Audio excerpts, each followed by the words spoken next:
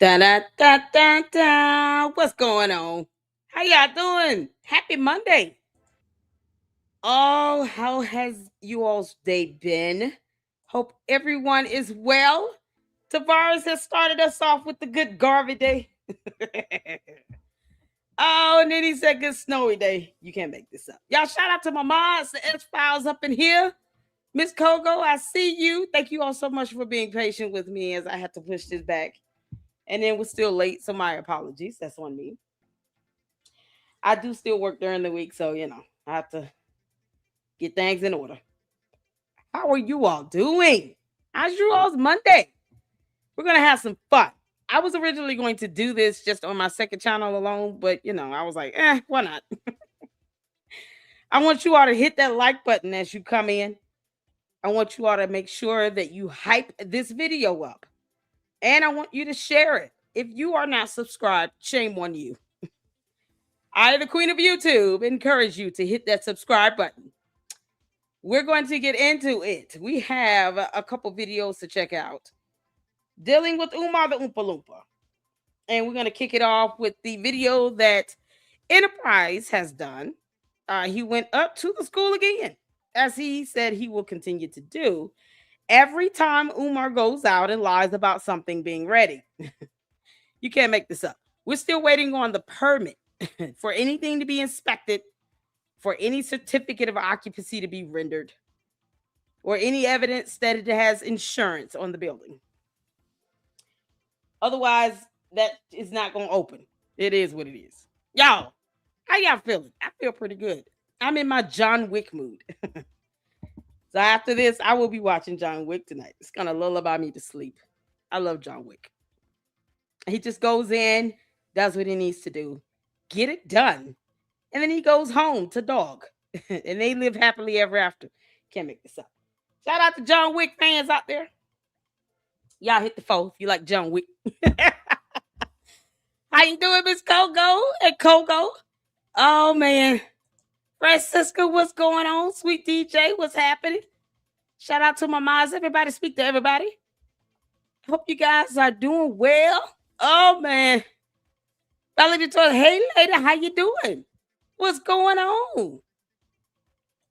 We got Dana Hawks up in here. Love you so much. Love you, laugh. Thank you, y'all. Melinda, what's going on? I am good. Saint, how you doing? Laurie, how's it going? User 225 already in here. 199 super. It's me. I'm catfishing Harlem Conscious Bingo.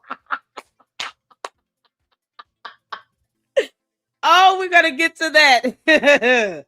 Yeah, all these dating apps, y'all, they got to have something called Under the Sea Turtle dating app.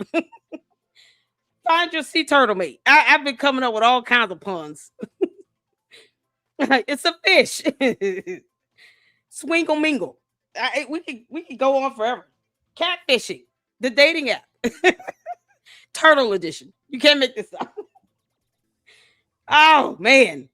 When I have to sit here and file a counter for a false copyright strike on some bullshit because somebody didn't like my commentary. Oh yeah, I have the right to exercise my freedom of speech and expression, to have a full comedy hour on your ass. Yes, I do. And I will exercise that right. So y'all, just to sear it in, we're having a virtual rent party. So you guys, if you would like to support the channel and support this virtual rent party that this person thinks that I can't pay. Yeah, hit the Cash App and the Zelle and the supers. Oh, man. See, I can put you to shame, girl. Oh, malware. We can put you to shame. Shame on you for abusing federal laws that you have not read, understood, or comprehended. And then said, Manny told you to do something. He's not an attorney. You can't make this up. Why didn't you call your attorney on retainer, malware? You listen to somebody who's not an attorney tell you to abuse federal laws. And you saw nothing wrong with that because it's still there. So I see nothing wrong with exercising free speech and expression under the First Amendment. More laws that neither of you are probably familiar with if you're going to go out and strike people because mean words and bad and mad. I told her she had it coming. She does. Oh, I love John Wick, Miss Coco. I love him too, honey.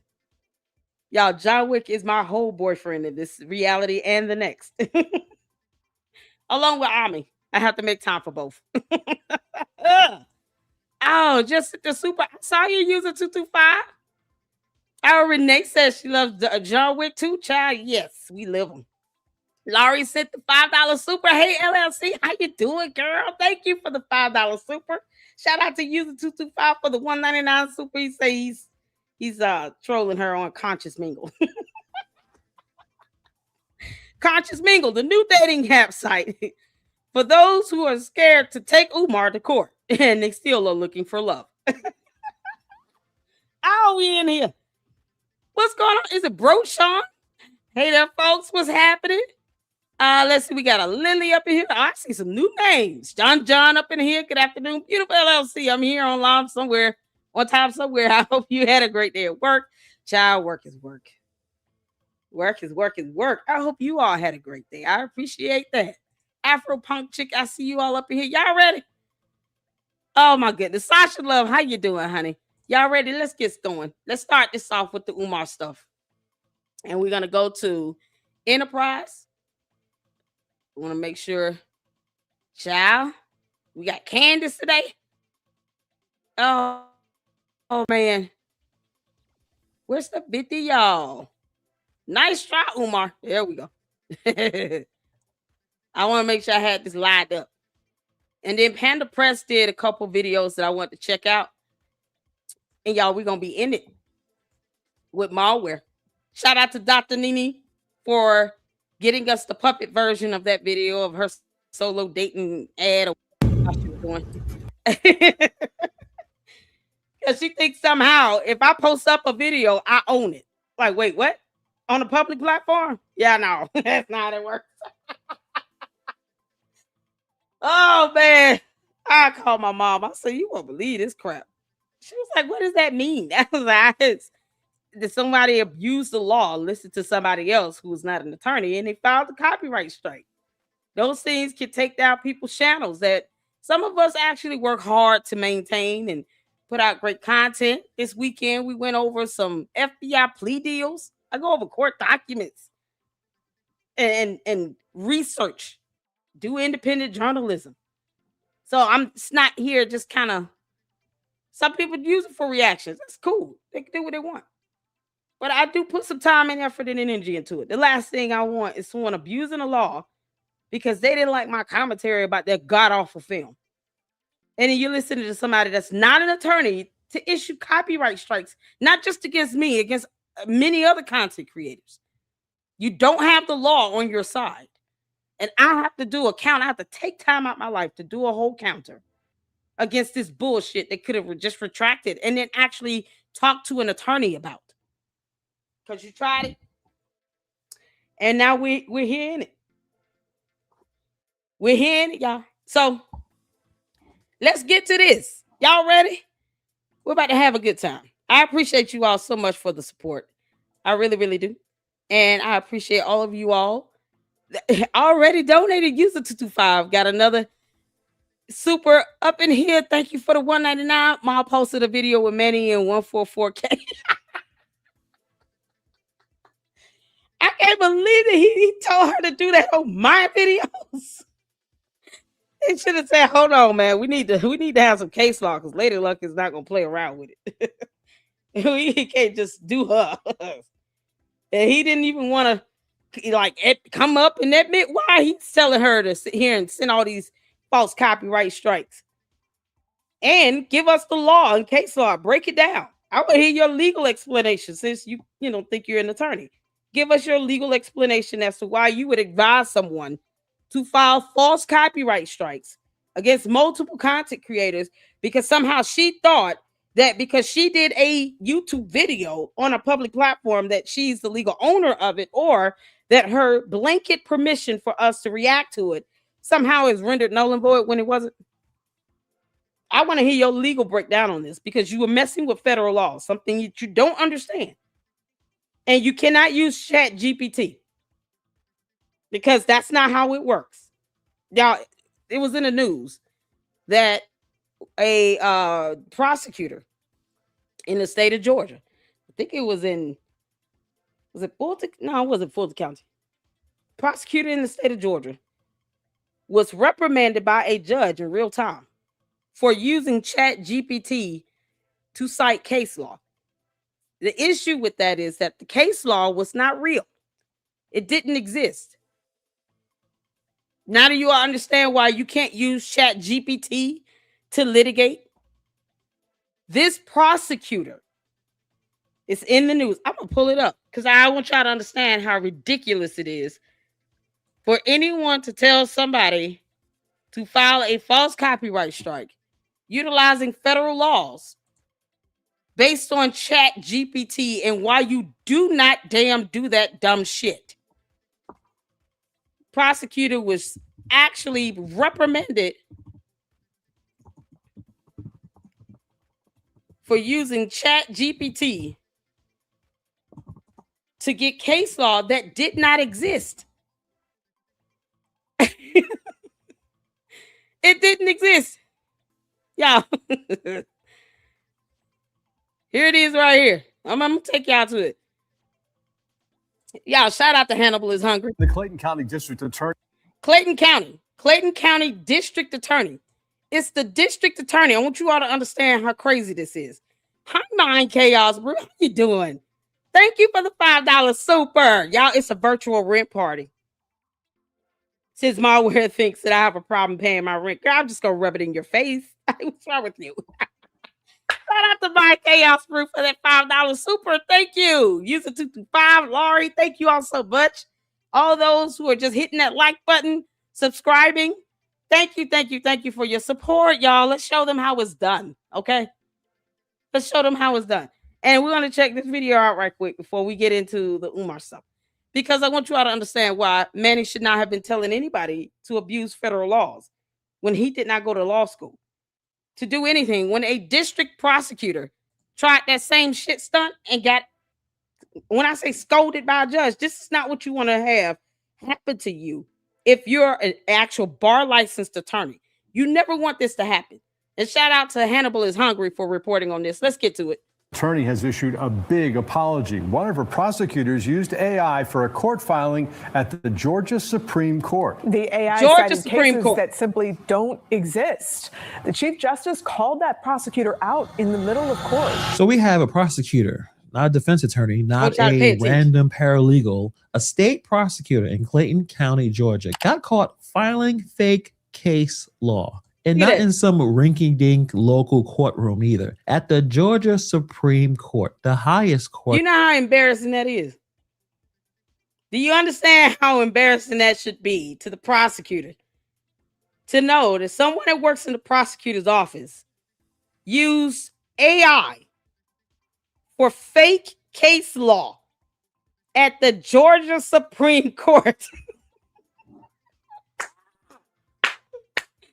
This is why I deal with court documents and why I beat myself up for not getting court documents when Malware said that she was being sued by the Oompa Loompa and that there was a class action lawsuit that had been filed, which would generate a docket and a case number.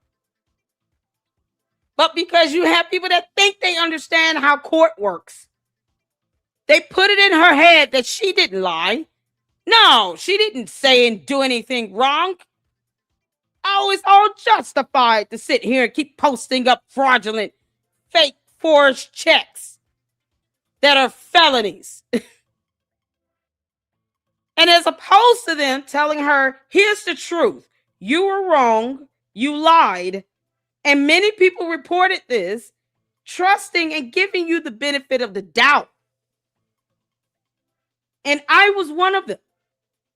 And I had to apologize to my platform, take that integral hit, and say flat out that I'm not going to report on a damn thing anyone says about any matter regarding a court of law or a lawsuit or anything if I don't have the court documents. And like Lennon Honor said, if Lady Luck Club does not have it, it does not exist. That was such an honor to hear that from him. But I'm serious. I will get it. I will get those court documents.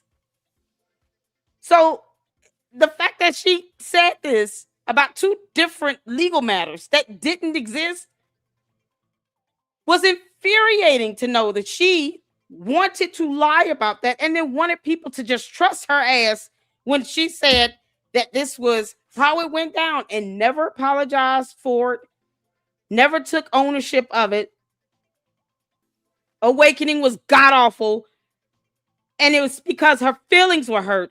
She sent out these false copyright strikes, listening to someone, according to her, Manny told her to do it, who utilizes Chat GPT but didn't go to law school. When my godmother was a retired federal judge. Here's why you don't do that bullshit. Right here. You got prosecutors pulling this stunt in the Georgia Supreme Court. The prosecutors are pulling this stunt. This ain't cute. This is serious. It's a matter of people's on here on YouTube, matter someone's channel, could be their livelihood. And you're trying to attack someone's channel because you were dead ass wrong, you lied like hell, and you listened to someone.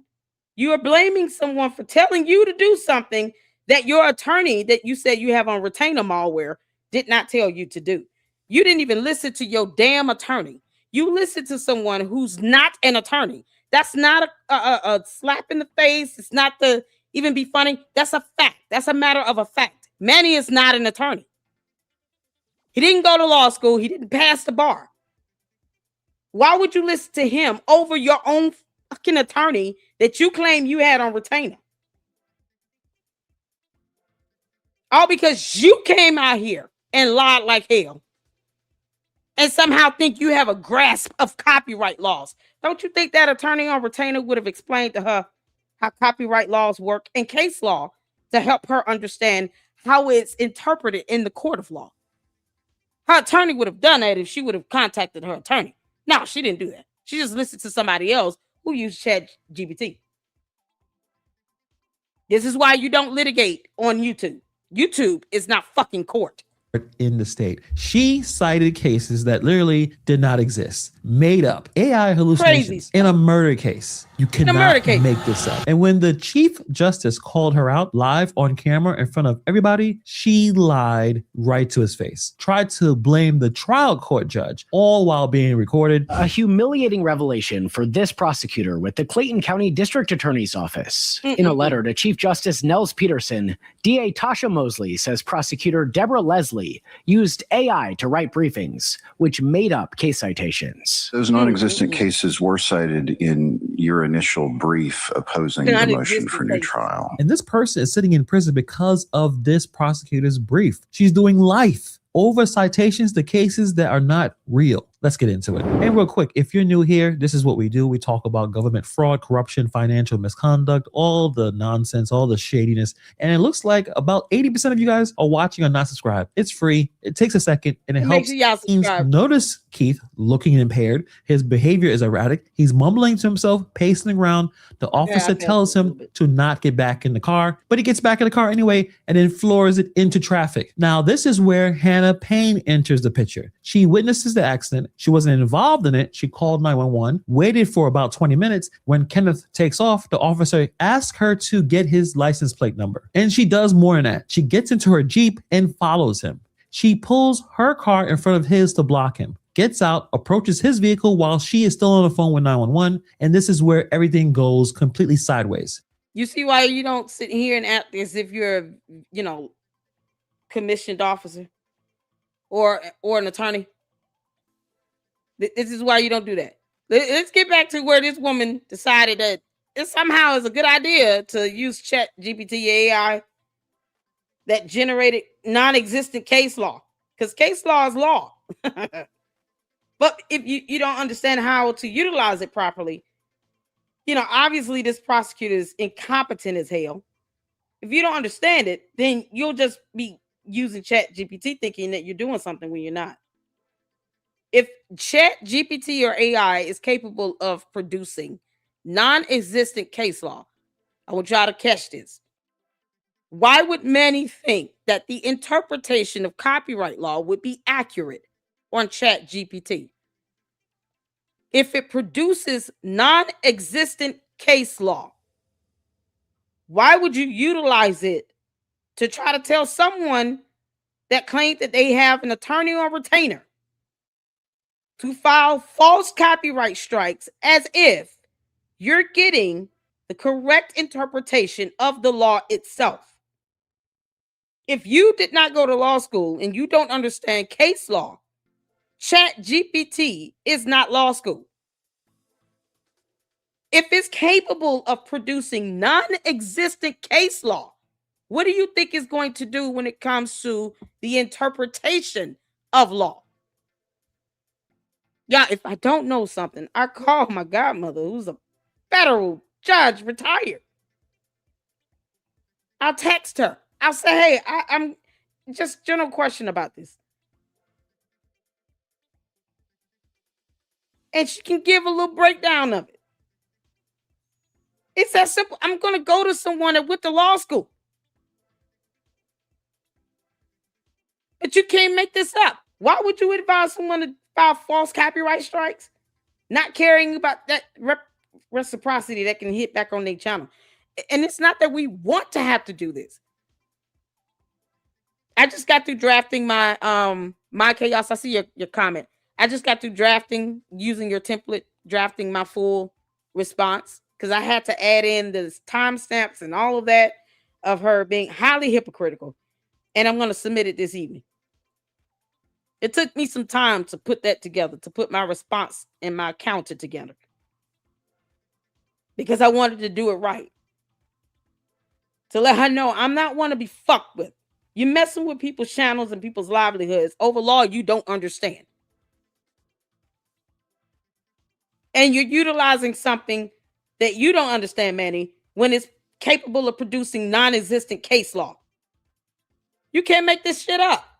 Supreme Court. Both sides file their briefs, both sides stand up and make their arguments. And then this is where things get completely wild. March 18th, 2026, Georgia Supreme Court, the state attorney, a prosecutor by the name of Deborah Leslie from the Clayton County's DA office. She finishes her argument. She's wrapping up. She's about to sit down. And Chief Justice Nels Peterson hits her with the Columbo, one more thing before you go. You know, there's only one thing that I'm not clear about. Who remember Columbo? Let me know in the comments who remember Columbo. I don't know, that reference may be a little bit too old for you guys, but I think many of you guys are around my age, so you guys get it. But anyway, listen to what he says. So before you sit down, there's one more thing I need to ask you about, unfortunately.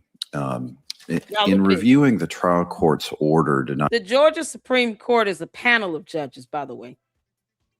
Okay? Not just one. It's a panel. Just like our U.S. Supreme Court. It's more than, what, it's like 7, 8. Any Supreme Court on any state level, it's the same concept. It's a panel of judges. And you have the chief judge here that's about to get into this prosecutor's ass about non-existent case law. Because when you're dealing with legal matters, it's not for fucking play. Manny, you were wrong for advising her to do something like that out of retaliation, not because there was sufficient evidence of a violation of copyright law. You are wrong. And she's still a turtlehead. The motion for new trial. There are at least 5 citations to cases that don't exist. And there's at least 5 more citations to cases that do not support the proposition for which they're cited, including 3 quotations that don't exist. 5 fake cases. 5 more that don't actually say what she claimed they said. 3 quotations that were completely fabricated in a murder trial at the state's highest court. Let's just think about that for a second. I mean, someone's life is on the line here. I mean, someone's life was lost, and then it gets worse because Peterson asked her directly, were those citations in the version of the order you submitted to the trial court? Yes or no? Simple question. And she says this. No, Your Honor, I do not believe so. They were not. I did prepare an order that order was revised. So those non-existent cases were cited in your initial brief opposing the motion for new trial.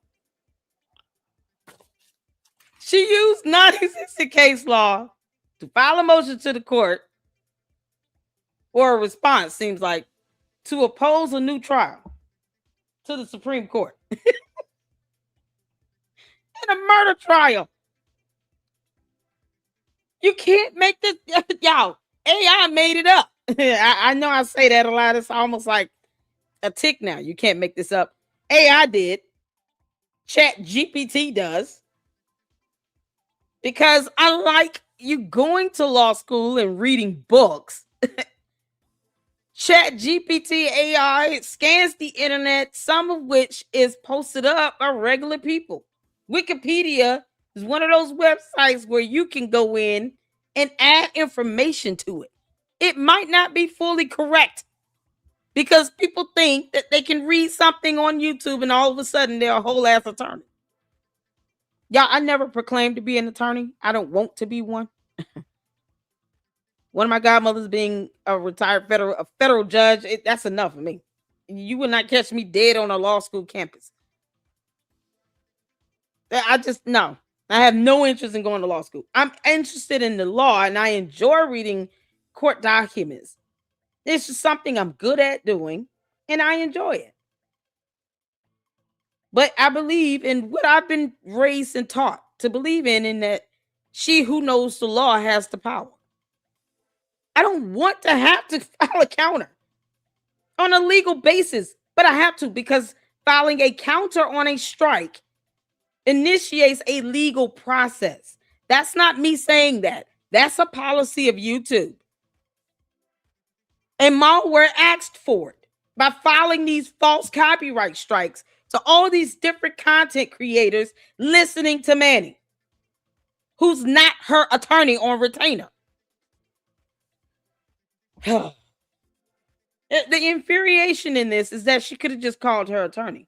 And I'm sure her attorney would have said, maybe you ought to reach out to these people first to figure out exactly what you think they, stole from you. And then you would probably have to prove that, the other video is actually, something you own the rights to. I could do a live stream all day. I can't just sit here and say I own the rights to this video simply because I did the live stream. I have to actually produce documentation that I own the rights. It's so ridiculous, but you want to be on a public platform. Make that make sense? Why have any of your videos available to the public? Keep them all private. Put it behind a paywall. I mean, it's ridiculous. The lack of understanding of the First Amendment, trying to abuse a copyright law. God. Oh, this is so painful. It's unnecessary. She could have called her attorney. And this woman here, she look like Malware. Y'all, it's the equations. Oh, Hannibal. Y'all. A equals 1/2 BH. Oh, man. X squared. I mean, the square root of 112 plus 1/18. He's got square root of fractions. I mean, you can't make this up. Oh, Hannibal, I love you. Your Honor, I'm not aware. So she did. Wow. She blames the trial court judge. She's implying that the judge somehow added the fake cases to the order. That's what the order was revised means. She's passing the buck in real time. It's in your brief, ma'am, the thing you wrote with your name on it. But I would be glad to research that and provide the court with a supplement. She wants to research it using what? Chat GPT again? I mean, come on. You gonna research fake case law? Hear ye. Dumb prosecutor lady. The case law does not exist. There is nothing to research. It was generated by AI, but it is not real. Case law, everything that goes through a court, like every case that goes to courts, does not become case law. It doesn't set precedents. Okay. In order for a matter to set precedents, it depends on the court that it comes from, like the court that's handling the matter. And then what is this case, what is the premise, the basis of the case?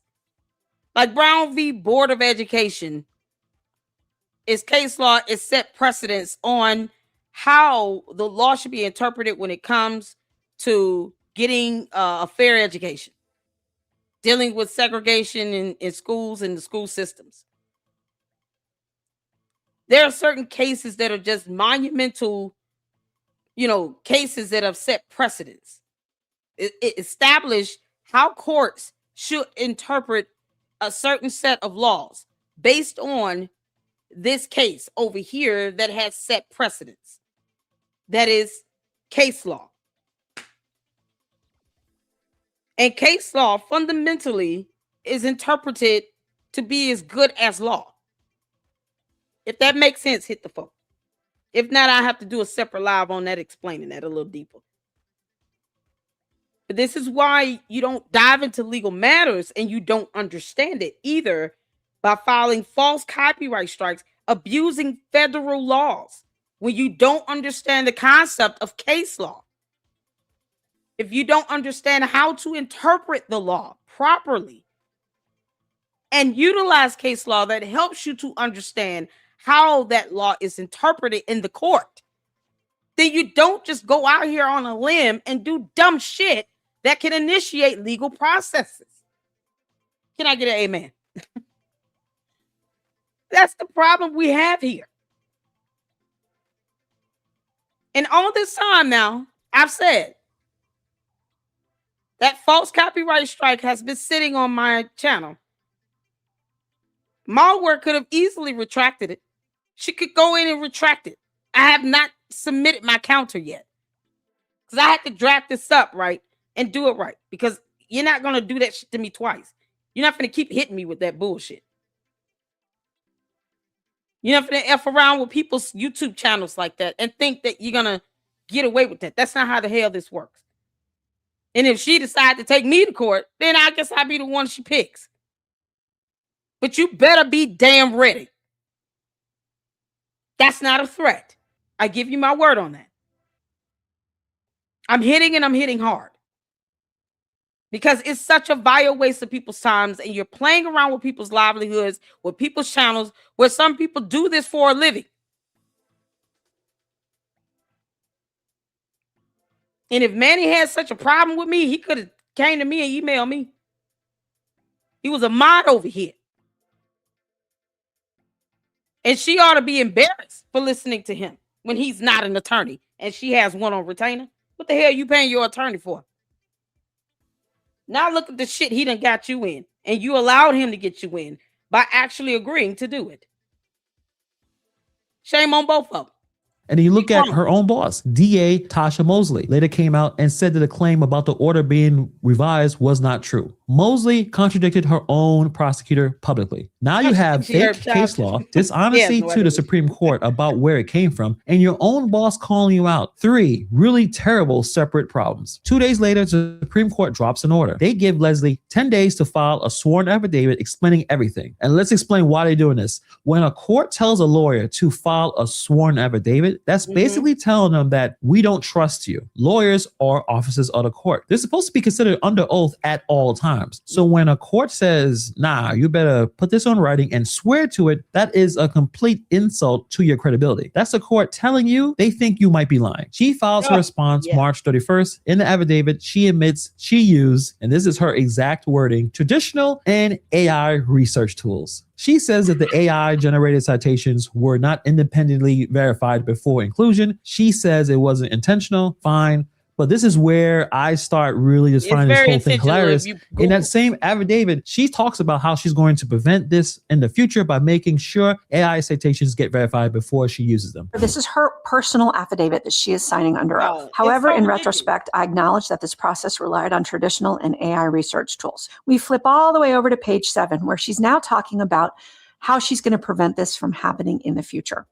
And she says one of the things she's going to do is a firm requirement that every case citation, particularly those initially identified through technological or AI-based tools, be independently verified in a recognized primary legal database before being included in any draft. Hold on. She just told the Supreme Court that she's going to keep using the AI after this? Read the room. Meanwhile, yeah, keep on at it. Listen to the people that aren't attorneys, Malware.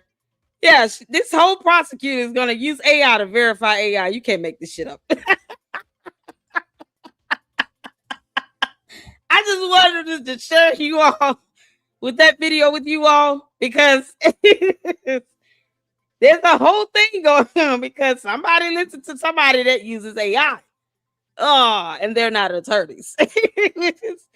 It's so crazy because, I mean, this AI has effed up so many people, including people who did go to law school, and they're sitting here trying to file motions and pleadings on a murder trial. Oh my God, that's messing with someone's freedom and liberty. I'm not speaking to whether the case, the lady, is right or wrong. I'm just speaking to the fact that you don't use AI and Chat GPT to litigate because it's stupid to do that. You don't do that. You get an attorney. And Malware brags about having, boo-hookles of money, lots and lots of dollar. I have many dollar, lot of dollar. I have $1. Who said I didn't have money? $1. So why not call your attorney? You got on that retainer. It's just so crazy. Sometimes just doing the right thing and understanding what you're doing goes a long way. It goes a long way. So, speaking on somebody not knowing what the hell they doing, Umar the Oompa Loompa, he still don't know what he doing about this certificate of occupancy. He just doesn't. She needs to retract. Thank you, judges. She needs to retract the copyright. She can easily retract it, but she doesn't care that, this is initiating if they file a response, a counter. That initiates a legal process. She doesn't care about that. And then what happens after 10 business days? Have you heard back? I don't know if my chaos brew, did she file a strike against you or not? MCB, are you still here? Let me know. Or Mr. Judge or Rimrum. I don't know if she's responded to any of them. But she could respond. She could have withdrawn. She could retract it. If it's not a counter filed in there, she can just retract it. But instead of her doing that, she tried to come out and insult me on something, or tried to insult me. It was funny. I clapped back, of course, but tried to insult me and said something about me being brown Shrek again. What was it you said, Malware? Yeah, girl. You talking about using data apps. Shelby will be so mad, y'all. Shelby the turtle will not be happy. He said, how dare you? He bought you a damn engagement ring and everything. It's a pearl under the sea in a seashell. Y'all, Shelby gonna be so upset. I'm gonna show you all Shelby. If you have not seen Shelby, I got a photo of him. Longtime boyfriend of Malware. He's gonna be so mad. Find out she's on dating apps. How dare you cheat on Shelby? I told y'all I'm on one today. I'm watching John Wick to go to bed tonight. Chavo. Oh man, it's gonna be something else. Oh, that judge is gonna have a good time going in on that dang on prosecutor. Y'all see how that can affect the whole case? By the way, now you've got a whole panel of judges in the Georgia Supreme Court that's gonna look at this prosecutor and be like, "This incompetent F." Ugh. How many of these cases is cited with AI? They're not gonna trust anything she says. And that's the same thing with Malware. We don't trust shit she say. Once she's shown that she is very capable of lying to the point where she's initiating legal process to try to cover up her dumbass lies. No, we owe you nothing. Not at all. And we're going to have a good time reminding you of that. Let's get started on this, y'all. Oh, I have some supers, y'all. Shout out to all of those that are sitting here putting in the support for our virtual rent party. Oh, shout out to all my fantastic mods. I love you guys. Tavares with the 199 super mod posted a video with Manny in 144K. Manny, why are you doing videos with that woman? Whatever, he can do whatever he wants. Oh, my chaos brew with the $5 super said, hey boo. We got CC up in here with the $10 super sticker. Thank you so much. Thank you, Mind. User 225 with the 199 super mom sent me Harry Turtle cookie piece. My eyes melted. Not the turtle bushwhack. No, you didn't, Malware. Boy, Shelby has got to be steaming in that shell of his. Yeah, what is turtle? Does turtle taste the same as frog legs or something, man? What does it taste like? Chicken. Malware, does Shelby taste like chicken? How does that go? Oh man. Y'all, it is all because I was craving seafood for a week. Oh, love to love. Sent to $2.99. Oh, thank you. Native living in Australia. Big fan of you and MCB. Thank you, love to love 75. I appreciate the $2.99 super honey. And much love back to you, as well as my chaos brew honey. She is awesome. The epigenesis of all of this. Ciao. Oh man. Fantastic. Thank you so much for the support. Fi Taylor with the $2 super for the rent. Malware, I told you. I don't even have to come up with anything on you. Too hard to clap back. I just use your words against you. So we're having a virtual rent party because Malware thinks I can't pay my rent. Oh, good grief. Thank you so much for the $2 super. You make sure you guys are hitting that like button. Let's get to this. Here we have Enterprise Entertainment. He went back to the school once again because Umar keeps doing his tour of, stupidity. Talking about a certificate of occupancy because it's the only words that he knows now. It's the only 3 words that he's got down packed. Where my Shango stick Africans at? Hit the foe. Everything's a something African. Ifatunde Oguni and certificate of occupancy. These are all the words that Umar speaks now. And he just kind of speaks it repetitively in a random order. He refuses to read a book. So if he starts talking in certificate of occupancy language, once again, it's one of the major 6 words that he knows. He knows nothing else. He doesn't care about the process or how to get the certificate of occupancy. He doesn't care about a permit or an inspection report. He doesn't care. He's telling this to the Umar Tardians, and they're believing it, as opposed to them doing a little research and finding out what is the process to getting a certificate of occupancy. They're not thinking like, man, if the buildings aren't insured and something happens to these kids, then what?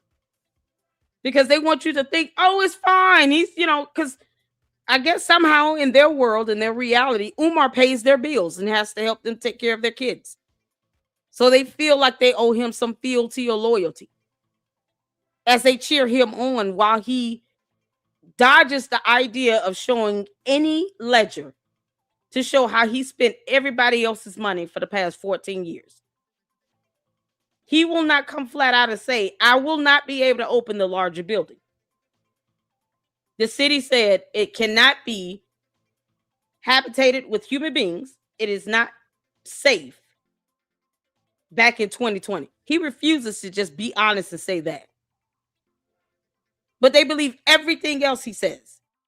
You're not going to feel stupid if you tell Umar to be honest and truthful. You could be a Umar Tardian and hold him accountable. But they're scared to do it because it's their cult leader. So we're going to do it. Enterprise has made sure of that. He went back up to the school. So y'all hit the 4 where you can see and hear. Let's get to this. On my job, riding by fraud DMG. I know that trash ain't still out there. I know that bag of trash ain't still out there. Oh, honey. We got more trash in the bush. Oh, Enterprise is here. Let me drop the link, honey. Come on up. Oh, we go drop the link and you can go through and give us your thoughts on this. This link is for Enterprise only. Make sure when you click the link for StreamYard Enterprise that you close out of the YouTube pages so that we don't get the echo, okay? Come on up when you are ready. Click on the StreamYard link and close out of your YouTube page to prevent the echo. Because we're checking out your video. And he sent us a $2 super, y'all. Hey, y'all, Lady Luck Club. Lady Luck, I'm ready. Let's go. Oh, man. S-File says, love to love. Yes, she handled it brilliantly. Mom got bent out of shape over a stupid chat GPT picture I made. And something she thinks LLC says she's so petty. She thinks I said and did these things. You know, and it's so crazy, S-Files. I mean, it is what it is. I posted it up and I laughed and we had a good time with it. I prefer her come for me than to come for my mods. That was the level. That's the level of protection that I have because you guys hold me down here and I appreciate it. And that was the level of protection I had for Manny until he did the unthinkable. He really tried it with this whole, false copyright strike. You told her to file it. Oh, okay, cool. So you understand where we stand now, because you're encouraging her to do this, and as opposed to her being a grown ass woman and calling her own attorney, she listened to you. Got it. As if I did something wrong to him, because she lied. He refused to tell her that. You lied like hell, Miriam. You lied. We can still do a show together, but you lied. Child. Enterprise is here. You ready, honey? How you doing? I am here. How are you doing? I'm doing well, and we do not have an echo. Shout out to you. Thank you so much. I closed it out like you said, and I also have my headset on this time. I think I was trying to do it off my speakerphone, which probably didn't help things at all. But okay, I won't mess up your footage today. Oh, you're good, honey. We are all good. Take us through this day. You went back up to the school, and this was when? When did you go back up there? Which day last week? Can you hear me? Enterprise, you there? Uh-oh. And cut off again? All right. Can you hear me? I can hear you now. I didn't hear anything you said. Okay. What day did you go back up there? I said that was just Monday. So I just went up there just yesterday. Right. My route took me through there as it usually does. And the ironic thing is today I went up there and shot another little video. I'll probably edit that one because I took some pictures and stuff. So I'll probably post that later this week. But I was all up in Wilmington all day today. And wow. Rode by there probably the middle of my route today. And same thing. Nothing's going on. You claiming that work's getting done. There's not a worker out there. And I I delivered to and drove by construction sites, which included this was like the highlight of my day. So one of the drops I had to do today was that, and shout out to them. I'm gonna say the name because I wanted to get some recognition because they're doing some positivity in the community twofold. Okay. The Kingswood Community Center in Wilmington. Okay, Kingswood Community Center. Y'all can look it up. Y'all can see the wonderful things that they're doing in that community. Not only are they rebuilding an additional community center right in the middle of a community, but they're renovating that community, getting a lot of the old broke down project houses out of there, building brand new townhouses up in there. And that community center is going to be in the epicenter of where they're building those townhouses. So they are doing things in that community. Awesome. They have youth programs and community outreach. They're actually doing stuff. So as I was making my drop today, which ended up being at where that construction site is going, so I went to the main building, and I'm sitting there waiting for the head of facilities to come out. And so I was talking to a couple of the workers, and I even asked them. They was all gathered right there. I was like, "So y'all see y'all doing stuff for the kids? Y'all gonna have Umar come out and do a speech for the kids or something?" Everybody collective. It had to be like 4 people. Everybody collective was like, "Who?" I said, "Oh." I said Umar Johnson. Y'all know Umar Johnson? They were like, They looked bewildered at each other. Like I was like, the fact that you said who told me everything I need to know. You didn't ask them. Aren't y'all the Shango Stick Africans up here? Uh, that should let you know a community outreach place that's doing stuff for children, and they Right. don't have an idea that an entire school is being built 5 Exactly. minutes away from where they are. Really? Oh yeah. Yep. Kingswood Community Center Yes. is 5 minutes away, you all. Kingswood Community. I got the name right up here. Shout out to S Files for posting it up. Literally on the 5 other minutes side of away where. from MG. Yes, literally on the other side of the highway, if you will, from FDMG. Uh-oh. And they Man, have and they didn't no know idea. about Umar. Not a. They didn't even know who Umar was. When I said his name, they collectively looked at each other and said, "Who exactly?" Oh my God, y'all! That's the link there to go and check them out. They have a community center. They're building. You said apartments. No, they tore down. They're tearing down these old projects. I wish I could take pictures. Tearing down the old projects that are up there, and they're rebuilding brand new connected townhomes, apartments, all that stuff in there. And that community center that they're expanding on is the epicenter of it. Beautiful, beautiful project. Shout out to Mind Chaos. It is the epigenesis of that community right there. It sounds like it's fantastic projects that they're doing. And he puts it the way Umar makes it seem as if no one else is doing anything in that neighborhood. Like there's nothing else going on but FDMG. And here you go. A much more happening from Kingswood Community Center than Umar the Oompa Loompa and FDMG could ever render. Can't make this up. You still there with us? I am still here. Okay, cool. Just to expand, because I know yesterday was a little choppy. Just that entire live yesterday. If that is not an eye opener, like we need to break the cycle that his followers are just going through. Like I talked to, I had a couple people hit me up between yesterday and today. Some friends, even a family member, and they're like, "Oh, leave him alone. You know, he's trying to do something positive." One person that lives in Wilmington, leave him alone. He's trying to do something positive in the community. I said, "Bruh, what is he doing positive in the community?" And he's like, "Well, I know he talks crazy sometimes." I stop right there. Look at what you just said, but continue. And he's like, "I know he talks crazy sometimes, but I lived up here, and ain't nobody got the mentality to be doing anything positive." I was like, "Dude, he is stealing from these same people that you claim that don't have a mentality to do anything positive. He's stealing their last bit of money. He's stealing their last bit of hope. He's giving them a dream that he was never going to come to fruition in the first place." So it's like, tell me the positivity. Exactly.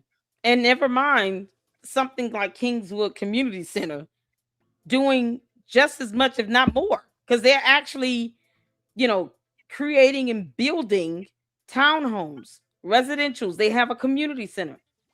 There's a brand new school, I hear, that's not too far from FDMG, like, 3 or 4 blocks away.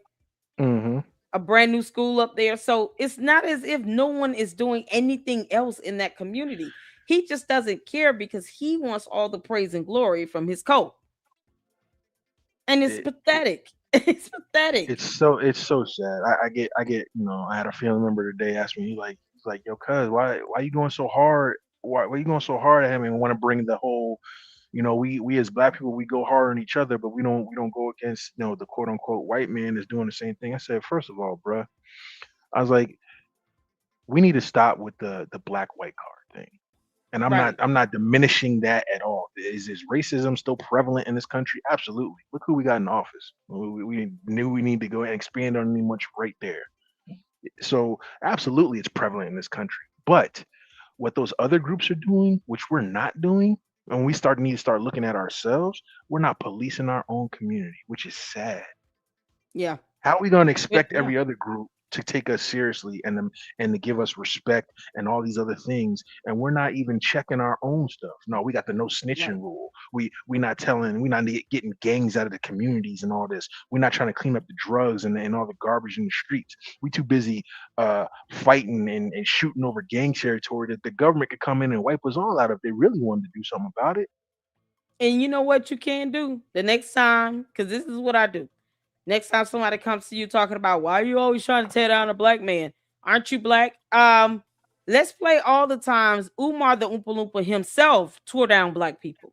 Let's play all the clips of him saying, "Oh, it's these black contractors' fault that the toilet is filled with poop. Oh, it's these black contractors' fault that I had to go out and get white contractors. Oh, I can't even hire black people to be attorneys for me. I had to go get white attorneys. Oh, K-12 management that purchased the bandos have white CEOs than when they purchased the bandos. Let's play all the times Umar himself has attacked black people. Stop playing with us with this stupid race card. It's so beneath me. He says white this. He doesn't care. He says white this and white that, but every single time you turn around, every institution he's affiliated with is white owned. PayPal is white owned. The bank that he froze him out, Citizens Bank, is white owned. So what are you talking about? You talking about you got white lawyers and white contractors that had to finish up the work that the black contractors cheated you out of. So you did all this. Oh, not to mention, we can't forget, and I understand people gloss over this, like these podcasters that have him on. Your school is named after a man that was married to a white woman. I don't care that he was married to a black woman before, like you try to pass off. He was still married. His last marriage before he passed away, he's married to a white woman. So that defeats everything that you want to preach about and put everything, hang your hat on. Your school is named after, as you like to say, which is a derogatory statement, as you like to say, a bunny hopper. But see, here's the thing.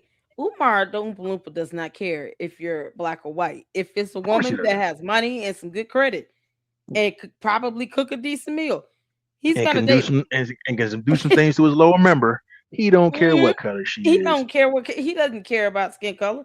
He never did. And I don't know why people keep taking his, like, you got these low self-esteem and his target audience with that rhetoric, because he's taking money from any and everybody. He has no way of knowing what race of person you are, what your race or ethnicity is when it comes to those donations. He doesn't know if you're black or white when you send him a cash app, and he doesn't care. Especially when he talks about every continent. So I want to know how many black people. I want to know how many black people from China sent you money. I want to know how black people from Australia sent you money. I want to know how many black people from Europe sent you money. Yeah. Like, we have diverse audiences listening right now. So for him the fact that he travels to all of these different countries, to China, Australia, Switzerland, Brazil, because it's not Brazil. Brazil. Yeah, all these countries he travels to that are not located in the continent of Africa, because Umar, Africa is a continent, not a country, you dumbass. Not a country. It's not one place over there. There's several countries in there. It's a whole continent. Africa's a whole continent. But yet, you don't hear him doing an 18-country tour in the continent of Africa. No, he goes to other countries around the world. And if he's doing that, he cannot sit here and lie to people and say that the only people that are financially donating to me are people that are brown and black skinned. That is a flat out lie from the pit of hell that came from Lucifer himself. But remember, he said African. So then you can't even sell the brown people. That means the Mexicans ain't helping you. That means the Brazilians ain't helping you. That means the Colombians ain't helping you. The Cubans, his grandfather's Cuban, white Cuban, they're not helping you. Mr. Interracial Tunde, you understand you mixed with something other than African, right? Child, listen, you let him tell it. He came straight out of Black Panther's claws. Right. Wakanda forever up in here. Child, he's like, how dare you claim that I have any other ancestry in my DNA, because science. Sad to say, sad to say, if you are African American in this country, and a lot of your lineage started from in this country, from the slaves in this country, chances are somewhere in your tree you have Caucasian in you. You do. Yep. They raped and pillaged a lot of us. And I'm sorry if YouTube demonetize you for the R. R word. Just say R worded. Yeah, R worded. If that happened to your lineage, chances are you have Caucasian in you. So there's not a whole lot of everybody. Yeah, it's ridiculous. And I said this before to somebody else I was talking to. People think that interracial is just black and white. No. If for the Caucasian people out there, if you have Irish and Polish or Irish and German in your background, you're interracial. Those are two different countries, two different lineages, two different ideologies and cultures and all that. Yep. So it's not just regulated to just black and white skin. Like cut this out, man. Cut it out. Yeah. And that's how rudimentary and narrow-minded he thinks, to where, only black people are giving me money that, at the end of the day, I said this in my last live, why even give him US dollars? Just send him a bag of green beans and say, this is our currency. We're going to start paying you in vegetables and fruit. You had me on the floor when you said that. Stop giving him your US dollars, because our US dollars is a part of a white man's currency system in the United States. Exactly. It's not. Yeah, Alexander helped to spearhead it, and he was from the Caribbean, but it's still at the end of the day, he was a mixture. Last time I checked, Obama was or some sort. Yeah, last time I checked, Obama wasn't on none of the money, so ain't none of that African money. Yeah, that's what I'm saying. And you don't have an African person sitting on our currency. What African is sitting on our US dollar or the $5 or $10 bill? None of them. You can't make this up. So why does he want US dollars? Why send him a Cash App and a PayPal of US dollars? Send his ass some Mexican pesos and see how they go. According to them, they were slave owners anyway. So you spending slave owner money. Thank you. Who's on our US dollars? Who's on our currency here in the United States? Look whose faces they have on it. That alone should be enough for him to say, I no longer want you all to give me US dollars. Okay. I listen to Lady Luck Club because he always does. I want you all to send me buckets of paints and brushes and sponges. That way, when Devontae comes, he doesn't have to bring his own. And remember, don't send him no desk. You don't want those. Yeah, no, don't send no desk either. Yeah, he'll block you. Soul Orange Glow, some chalkboards with chalk, some face masks, because they're gonna need plenty of that. Yeah, I know I know my video was quick this time. It was a quick, just drive by real quick. But as I continue to show, and as I continue to let everybody know, there's nothing changed out there. And the latest thing of him, there's the Jamaican immigrant that's not giving us our final inspection. You didn't have a first inspection. How you got a final inspection? Exactly. Those inspections come in stages, and every time you get something done, a contractor is supposed to sign off. So then when you apply for the final inspection, you're supposed to turn in all the inspections from the individuals up until that point. You ain't did that yet. Right. And I know this for a fact that you haven't gone down there and talked to anybody for no certificate of occupancy or anything like that, because I called up there when you were supposed to do it last month, and they don't know who you are. Thank you. These people don't know him. You would think that he would be on top of it and be able to prove that he's been communicating with them. When he went on that Father Baba Yaga radio station, this old man that looks like Moses and Father and it's up their podcast, because he said the same garbage on that podcast. He literally said that he had not talked to this so-called inspector when he tried to, I guess, brush up the guy to come out and do some sort of a backhanded inspection. He said it had been at least 2 years ago. So if you hadn't even spoken to this person in at least 2 years, what are we talking about? You can't say that he's not communicating with you if you have not spoken to him in at least 2 years. This is so dumb. It's so stupid. The things that he says, it's so easy to catch him in this lie. I think Father David is the only one of those podcasters that have you know, he didn't Kiss his ass. come forth. No, he didn't come forth and admit it, but he admit. If you go back and listen to this podcast, he admitted it. I love when you're on here because you know our numbers go up. That's the only reason you have him on there. Umar, you That's, dumb Oompa Loompa. Father the only Baba reason you Yaga have is him on. using you for views, and you should feel Exactly. very proud. He's the only one that's came out and said it. Everybody else that's politicking to him and slurping and giving him these softball interviews. They trying to massage and say, oh, you know, Charlemagne, oh, we don't think you're a scammer. Shut up. Oh, shut up. There is a Charlemagne would never send his kids to FDMG either. Exactly. Or leave them alone with Umar the Oompa Loompa either. And they Charlemagne, gave him I dare a you dime leave your towards daughter nothing. around Umar. Charlemagne, I dare you to show how much money you gave him. How about that? Let's start there. Thank you. Show some receipts on how much money you put in Umar's pockets. Because Mark, that little simp, he'll sit here and, oh yeah, I gave him some money. I gave him a few $1,000s. What the hell is wrong with you? You still won't allow your son to go to that school. Are you out of your mind, you idiot? Like, you can't make this stuff up. But yet, they won't ask him, can you show us proof of this application for this certificate of occupancy? Just pull it up. Pull it up right As I said when I put on my video after he went on the Breakfast Club, I said, I've been up here more than any of y'all, and y'all got him on podcast more than anything. How sad is that? You endorsing something you haven't even seen for yourself. Exactly. Have y'all ever seen Father Baba Yaga go over there to their campus, to the FD and to the Bandos? Because he claimed he was over there. Yeah, he claimed he was over there when he had the block party or whatever. Like that showed a whole lot. Where was that block party at? What was that? A couple years ago? Oh dear Lord! And it wasn't at the larger building because it was out in front. Be habitated. It was out in front of the smaller building. Out in front, he ain't have nobody inside them buildings. He was out in front. Exactly.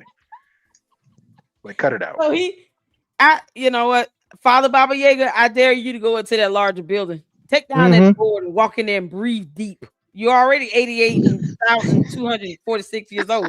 Go in that building and breathe deep. I want you to inhale. Yo, breathe deep is wild. That mold, the mold spores are gonna burn his lungs. You hear me? You can.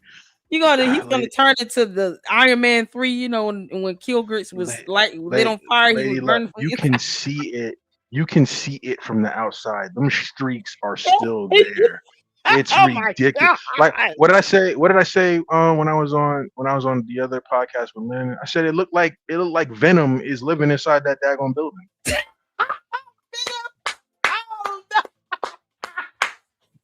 Oh, we love Venom, but you can't make this up. It does. It's like Venom had a bowel movement and it went wrong. Yeah. It's crazy. That building is alive. I guarantee it. If you go in there, you're gonna be in the Upside Down and Stranger Things. I guarantee it. Oh, y'all go in that building. It's gonna transform into something. What you think it's gonna transform into? We're gonna have the zombie apocalypse for real. You walk in there, you coming out with something. It's the Upside Down building, the Stranger Things. Yes. That is you walk in there, it's a portal. I guarantee you. Oh my God. Yeah, I believe it. That's why I'm not going the MoMA science. I believe in that. Laurie said 2021 is when they had their block party. There it is. Y'all, it's 2026. So we're talking about 5 years ago. 5 years ago. Oh man, y'all know. Listen, when you get to the age of Father Baba Yaga, when he's been here as long as Moses has been, on Earth, you have to. They say you got to give people like him the opportunity to just breathe. But I don't like the lying part. Like, dude, just go to the building, record it yourself. You want to get views on your radio station? Go to that building and live stream it and see how they go. You'll get some views. I challenge any of these podcasters. You had him on. Have me on there. See, so you talk about he want to talk all this stuff. I live around them buildings too. I can go to my page. I'll show you what's up for real. And I ain't even been on the inside yet. Please let me ever get a chance to go inside. And I'm begging for the time that I drive by here and I catch this fool doing a live.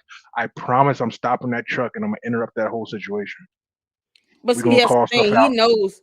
he knows like that those people he have outside taking photos when people get out the car walking around. He knows, okay, if they were ever to come and try to get inside, now he already knows how you all look. That's the way he try to keep people from going in. Like he knows certain people who's been up Oh, there, because I'm never gonna trespass it and go inside. I'm never going to get oh, into no. the I'm legal saying satisfaction of that. Oh, you no, talking I'm about saying if I came like if he tries to incognito? does an Yeah, indoor tour, yeah, I he got has you. people up there literally stalking. They're invading, the they're trying to have people trespass and they don't have the authority to do it. But It's hilarious. they take photos and film people that are up there filming the buildings that they have the right to, especially if you're on the city property on the sidewalks and the Yep. side streets and stuff. He doesn't own that. There was So one he doesn't oh own shit. But the video with the kids, yeah. I remember I think when you played it, if you played all the way through, I Mhm, think there were some parents or whatever that might be the parents of the kids. They were he was trying to tell them mhm. to stop filming and everything. He's like, y'all need to Yeah, stop filming or I'm gonna call the cops. Bruh, I'm on public sidewalk. I could film this exactly. whole neighborhood if I want to. As long as I'm not Exactly. looking in anybody's specific home or filming them without their permission. There's been plenty of times I drove up there and there's been kids walking outside and stuff like that. I'll turn the camera away Yep. just because I don't want to expose anybody's face. But Right. off camera, I done asked people walking by these buildings, yo, y'all ready for Umar to open the thing? Kids have told me no. We watched a video the other day where one of the kids said, "Call the police." Exactly. Yeah, we saw and the police came out, was like, "We haven't came out here in a while. We haven't got any calls about this because they're bandos. They don't get calls for people trespassing on a And bando." what are they gonna do? Are they gonna tell somebody they Exactly. can't What walk you on a want the public cops to do? sidewalk? Thank you. You're not going to be able to do anything. You can't have that person trespass, especially for the larger building where the city told you not to be in it. Yeah, as You long as can't I make don't this pass your stuff little up. as long as I don't pass your little gates, I'm not in your little building. If it is yours unauthorized, I can stay out here and film this whole building if I want to. I don't even walk behind it like some other people have, and they Yeah. some brave souls because it looked like the Walking Dead back there. You go what the Walking Dead. That's a That's whole some nother brave. portal in I don't know itself if right I'm. there. Yeah, I don't know if I'm walk back there, but yeah, just you ain't got to do all that. Fill the front. You mean to Yep. tell me you had millions of dollars and this is what this looked like? It's not even the mold anymore. The rust is starting to peek through some of these walkways. Yeah. And that's what Mo up in here. Shout out to Uncle Mo TV. He goes up there too. He said the same thing. It's like it's in the street. The mold is in the streets, like it's making its way from the stairs to the sidewalk. I mean, it's just impermeating and infesting the ground. And it's like, He dude, you think that building is going to pass inspection? You're out of your mind. he would literally, if this was a true project and Yeah. if this was a true vision and something that the community could actually get behind, he would literally have to demolish those buildings, repave, new foundation, and start from the ground up. That's Oh what yeah. he would have to do. Yep. There's no And restoring that's either one of those buildings. No restoring. Because exactly. you have black Oh, mold in the all other through. building, yeah. The other building cannot be. I don't No. think that building cannot be restored or renovated to where it does not involve you gutting the foundation in and of itself. That's why I said he's so stupid. He's been raising money for these two bandos for the last 8 years, 7 years, and Mm-hmm. not one time has he came out and flat out said we cannot open the larger building because the city already said it was deemed unsafe and was not fit for human habitation in 2020. And because we were given the option to either vacate it or to renovate it, we vacated it and it's been vacant ever since. There is no renovation we can do to that because he would have to have millions of dollars and he would have to tear down the foundation. That is how bad the mold is. He acknowledged the mold in that building, in the gym where there was a dead bird found. In a whole video. Can you believe it? He acknowledged Lady, black mold growing la- inside the gym in the video. Lady Luck, maybe me, you know, Lennon, some of these real podcasters telling the truth about this stuff. Maybe we should all get together, put a GoFundMe together, really put the people's money into this, buy them bandos, tear them drones down, and build up something, comparable to the community center. Maybe we should do that then. I would love to see that thing become a parking lot. I'm telling you, I would love to see that building come down. I would stand there as they bulldoze it and pave over it and watch it become a whole parking lot. Put the explosives in there and watch it implode. Yes, y'all put your little tubes in your ears, child. I mean, it's not increasing property value. The building is just there, and as opposed to him saying, "Okay, you all, I can't do anything with this building." So please know that all of your money that you're giving to me, aside from me buying Little Debbie snack cakes and ginger ale, will be going only towards the smaller building. I'm going to have to give this up because now it's becoming a waste of money. See, the Umar Tardians aren't even thinking about that. It's a waste of money. The judgments being paid on it, the vacant property registration fees, all for what? It's never going to be renovated. You just reminded me. Remember when the story first broke about the property taxes and how the sheriff's sale and everything was on there? There was a guy. I don't know if he's a regular podcaster, but I know he was a business entrepreneur because he did a couple podcasts where he put it out there. He proposed. He obviously didn't speak to the fool in person, but he proposed on there and just gave him the information for him to get in contact. He said, "Look, I see that these are about to get sold." He's like, "How about," he's like, "we do this." He's like, "I will buy them out of whatever sheriff sale that they're in before they go to auction." He's like, I will give you the smaller school. He's like, but the bigger building I'm going to take, and I'm going to be able to do whatever I want with it." He's like, I want you to sign off on the paperwork on that. He's like, "You can do whatever you want with the smaller one." He's like, "And I'll even give you money to front your project to get it off the ground." He's like, "But the bigger one, I want to be able to do what I want to do with it." And he was going to turn it into I think a community center or outreach center, something like that.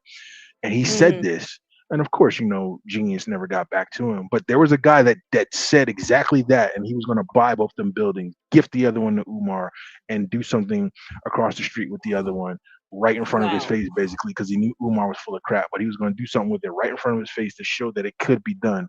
And he never said anything, never even mentioned it. Oh, of course not, because now he has. Here's the grift in this is the fundraising. Of course. Now he has to actually explain why he fundraised for a building. The city has already said no human being shall go in it. It's not safe. You are to vacate it, or you got to get it up to code, which he has not done. And it's been 6 long years. That building has been sitting in the state it is in, decaying even worse, for 6 more years since 2020. And now he has to explain why he's been asking for money for that building that he knew he was never going to open, and try to explain where that money went for that building when it could have went towards the smaller building. And then that makes it even worse, because now you got to explain, okay, let's say you got $1 million in 6 years. 500,000 of it theoretically goes towards the bigger building, but you're not going to open it. So in theory, the 500,000 for the bigger building could have all went towards the smaller building. So that's more money that should have shifted to the smaller building, right? So why is it that the smaller building still is not open after 7 years?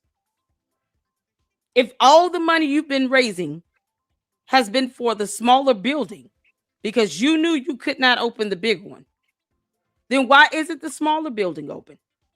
Why isn't the certificate of occupancy already there? The building is not even insured. It's no inspection report or anything. Not an initial, not a final, nothing. No permit to prove. Are there even building permits? No building permits done since 2023. Wow. It's been 3 whole years since an active permit has been on that building, the smaller one. So you've gotten all this money you've raised in the last 6 years, lying to people saying it's for both schools when it's only for one. And you still didn't open the smaller one. So what you doing with all the money? Or not And even that's the open it. one Didn't thing that even he get it up to can. code. Exactly. The It's not even smaller up to building won't even code. pass. It won't even No. pass inspection. They ain't even got to go inside. You walk them grounds Exactly. outside, and you can be like, nah. Mm-mm. We Mhm. can't even get to the inside because the outside got so much to be done. But you painted a Exactly. wall. But you just connected a pipe. Exactly. You painting, you doing all this stuff, you going in it, cleaning desk, and for what? When you don't even want to pay the water and sewage bill. You still got boarded up windows on the side. You still got hornets' nests in the other windows. Yeah, missing ceiling tiles. Like, it is so much wrong with that building, but yet he said it has been 2 years since he spoke with somebody from the city to inspect it, and he expected them to just pass it. One of the pictures I took today, the back foundation is now crumbling. You got cinder blocks and stones all crumbling up and going to the wayside. Like it's ridiculous. It's dilapidated. Like anybody, number one, whether you're a follower or not, stop using this as a black on black thing. Nobody is coming at him on some black on black thing. We're coming at him because we need to have standards in our community representatives and our community leadership. And if we don't, how can we expect any other race to take us seriously if we don't take ourselves seriously? Right. And they don't want to hold him accountable. They get scared to sue him. They're scared to ask for ledgers, expense reports. They're scared to ask him, for proof of all of these donor dollars coming in. They're scared of the black conscious community is petrified of him because of cowards. Anybody in the conscious community, I don't care, the elder or whoever, I don't care who you are, if you're out there listening, anybody in the conscious community, don't even speak. Don't say nothing. Don't come at. Don't act like you here for us. You ain't no better than the It's Up There, Father David, and the Breakfast Club. You right alongside of them. Y'all are the Stevens to our Django right now. Exactly. They pacify this BS behavior, and at the end of the day, he won't even show them how much money he spent on this bando. And when you can't pull up permits to match any renovation being done, and they don't even want to ask, and you're talking about what an application for a permit is like $30-some. Or any contractor that you said robbed you don't want to have no name. Yeah, no invoices, no contracts, no nothing. They won't even ask for basic information. So proof that something's being done. Matter of fact, what's the name of this dude that's him and hard on your inspection? What's his name? Since he worked for the city, how come you ain't calling his name out? That's what I'm saying. Because that's discrimination and profiling on a business level alone. That means he's not showing the integrity of his office, and he should be removed and fired. Right? What's his name? Yep. Tell us the name.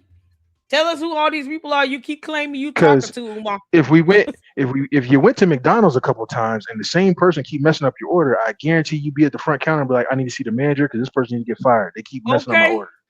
Listen, he would already have duked it out with the Hamburglar by now. So him and the Hamburglar would have had a full fist fight. But this inspector that's holding up your whole project that and you've had dealings with for the last year, you can't say his name. Exactly.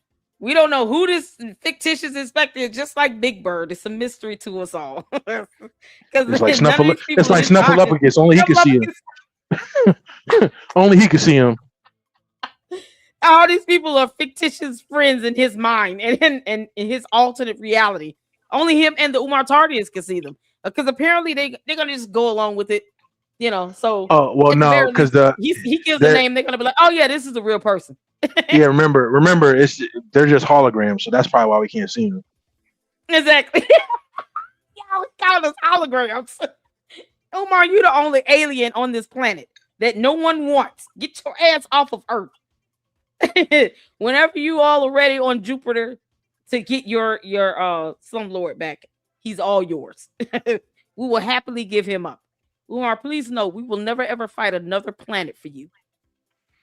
You can get on back, get on that spaceship from Elon Musk, skyrocket your behind off of our planet, and keep living somewhere else. Just go on. Y'all. What?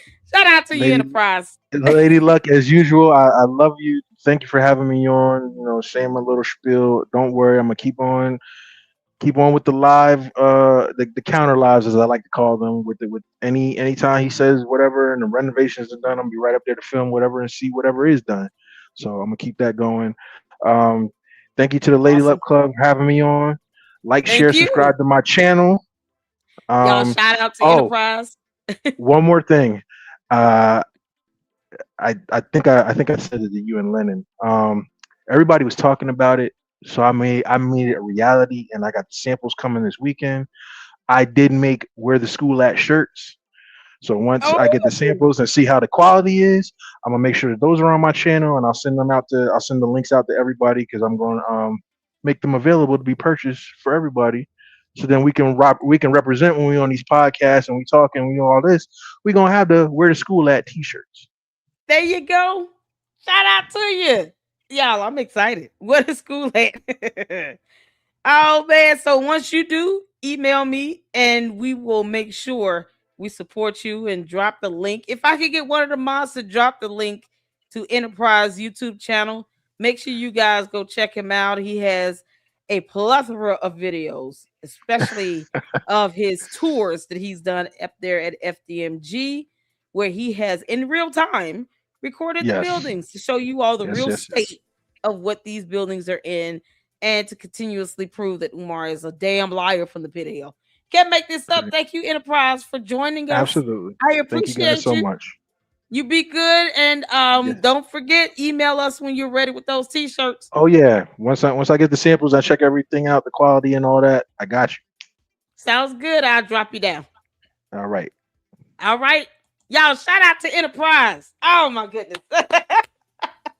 We gonna finish checking out this video right quick of Enterprise. This is his latest video, because he said some stuff in here that I want to catch. Thank y'all so much for tuning in. Make sure you guys are hitting that like button. Okay. And then you subscribe to the Lady Luck Club, as well as to Enterprise Entertainment and Lady Luck Club with Sweet Tea. That is my second channel.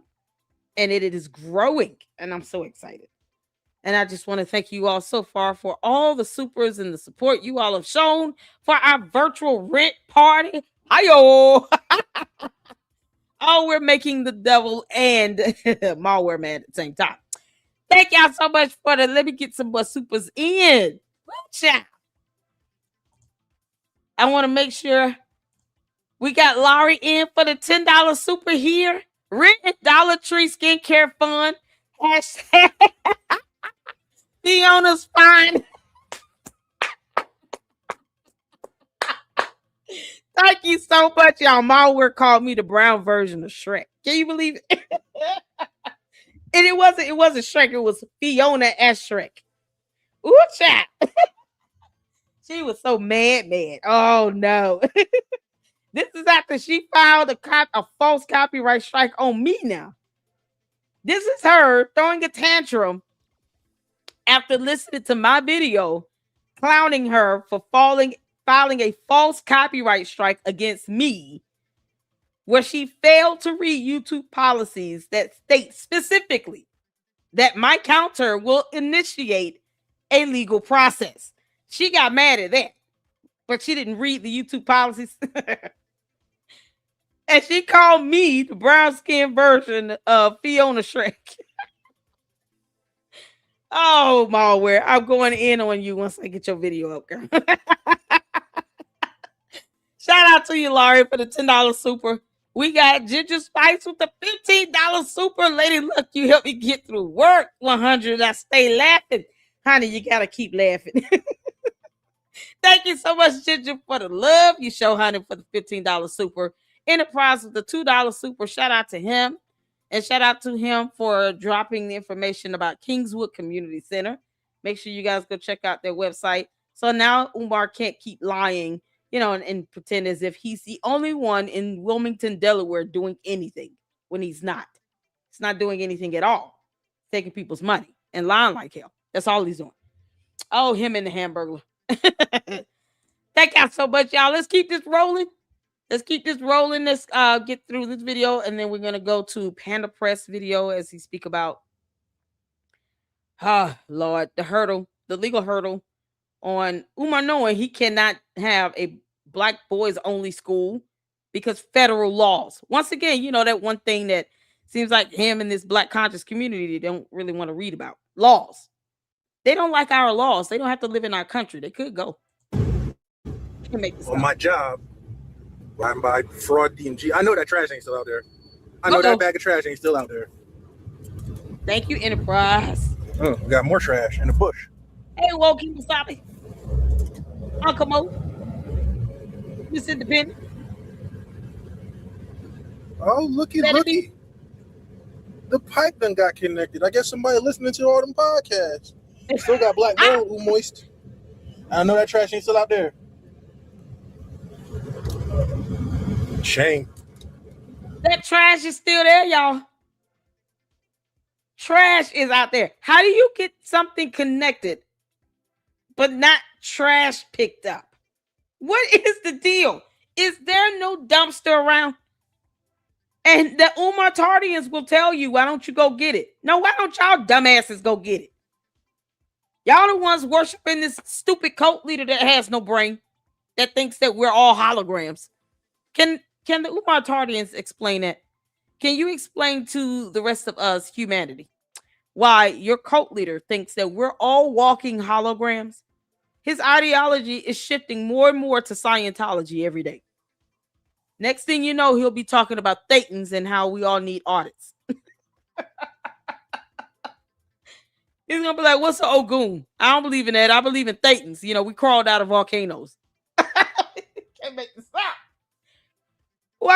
Why is he calling us holograms? What the hell is wrong with him? You know, Umar, why don't you test that theory out? Why don't you fall into the center of the earth? And then let us know if anything hurts or if you land or anything. Then we'll see if you're a hologram or not. Go to the deepest parts of the ocean and just be there. Try to see if you can breathe through your gills. Whatever. He's a hologram. He should be able to survive anything, right? Umar, if we put you between a rock and a hard place and squish your ass, would you just project out on the building or what? What's going to happen? Yeah, he claims to be a hologram.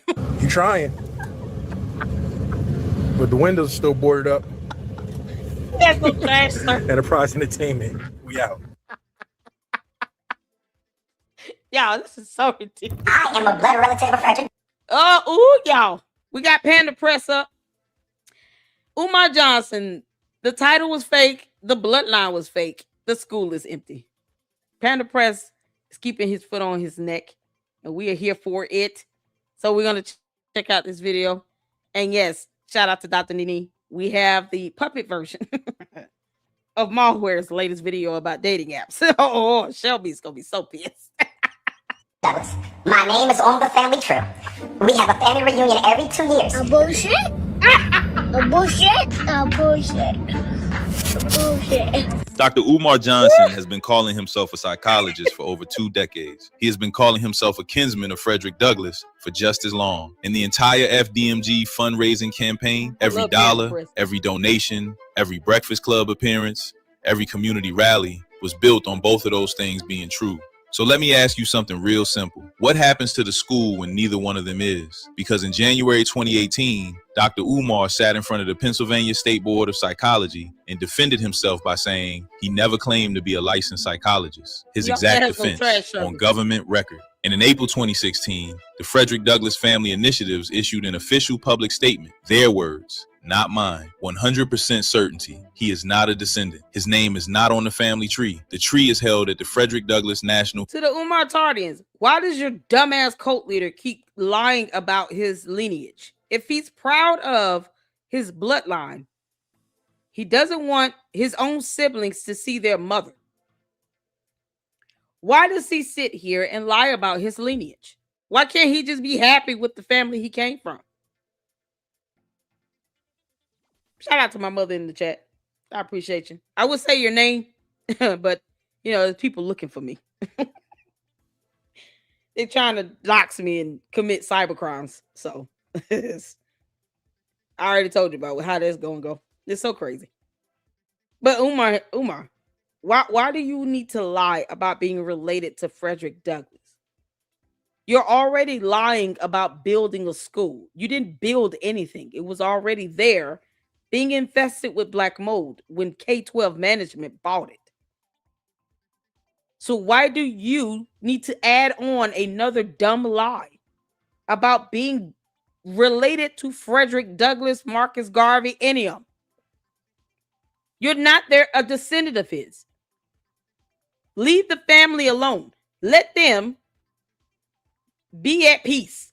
Why bother them and bring their name up in your dumb ass lie that you can't prove, because DNA and genetics and science is a real thing here on Earth. We don't care about your hologram. When you go to a doctor, they're going to draw blood out of your body, hologram or not, and it will not come back as a match to any genetic chromosome inside the blood of a descendant of Frederick Douglass. That can be easily debunked with a DNA test. That is how stupid Umar's lies are. Science can debunk his dumb ass. And he continues to lie about this. And for what? Y'all, this is so crazy. So crazy. Let's get back to it. Historic site in Washington, D.C. The Douglas elders also issued a separate declaration. They called him an unverified disgrace to the family name. His own father took a DNA test. No match. So that was a lie. The title was fake. The bloodline was fake. And the school named after a man he is not related to is still empty. Every dollar donated to FDMG went to a man who could not prove either thing that made him worth donating to. Let us start with December 2017. The Pennsylvania Bureau of Professional and Occupational Affairs filed a formal charge against Dr. Umar Johnson. The charge was practicing psychology without a license, presenting himself as a psychologist who offers counseling services without state authorization. The potential. He still does that. Yeah, he did that in his mama's closet like 2 or 3 times last year. He still does that. The Umar Tardians that refuse to read, because reading is not fundamental for them, they will never read those documents that we went over here in the LLC. Umar went over those documents for a reason, so that people can see that even the Board of Psychology in the Commonwealth of Pennsylvania do not trust that you would even get a license in good faith and do the right thing, because you've lied so bad about not having one and purporting yourself to actually have one, as opposed to you just getting the license or the certification. You lie about being a licensed clinical psychologist, and then you offer services, treatment, and information, advice, as if you are licensed and certified, when you know damn well you're not. He can't even use certain terminology that leaves the average person with the impression that he is a licensed, certified psychologist. And yet, he still does it to this very day, because the Umar Tardians do not read worth shit. And he thinks he's a hologram. You know, he thinks we're all holograms. This stupid ass cult thinks we're all holograms now.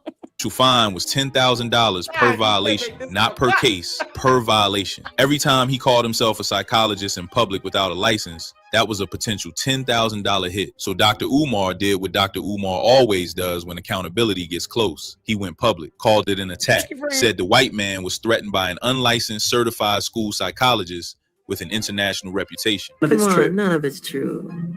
None of it's true. It's BS. They made it up. They lie. Rallied his audience around the idea that the system was coming for him specifically. And then he walked into that Harrisburg hearing in January 2018 and made a very specific legal argument. He said he never claimed to be a licensed psychologist. That was his defense. Not that the charges were wrong, not that he had a license they missed. His defense was that he never said he had one in the first place. The board could not strip a license he never. it's not about stripping a license. It's about him purporting himself to be a licensed psychologist. They told him you shouldn't even use certain terms. If the average person believes, based on what you say, that you are a licensed, certified psychologist, shut the F up.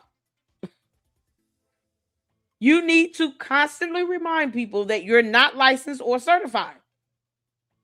But yet, we have snippets of him saying the opposite. So for him to say that, and this was a while back, y'all. I have snippets of him saying this as of last year, where he actually said that he is a psychologist, that he is licensed and certified. He's allowed people to introduce him, because he keeps going on all these podcasts that kiss his ass, all these grown ass men that are whole simps because they keep simping for him. One has actually introduced him as a licensed certified psychologist. You can't make this up. I'm going to actually pull up that snip so you all can see it, because I want you all to understand that even with that type of introduction, it's his responsibility to correct that individual.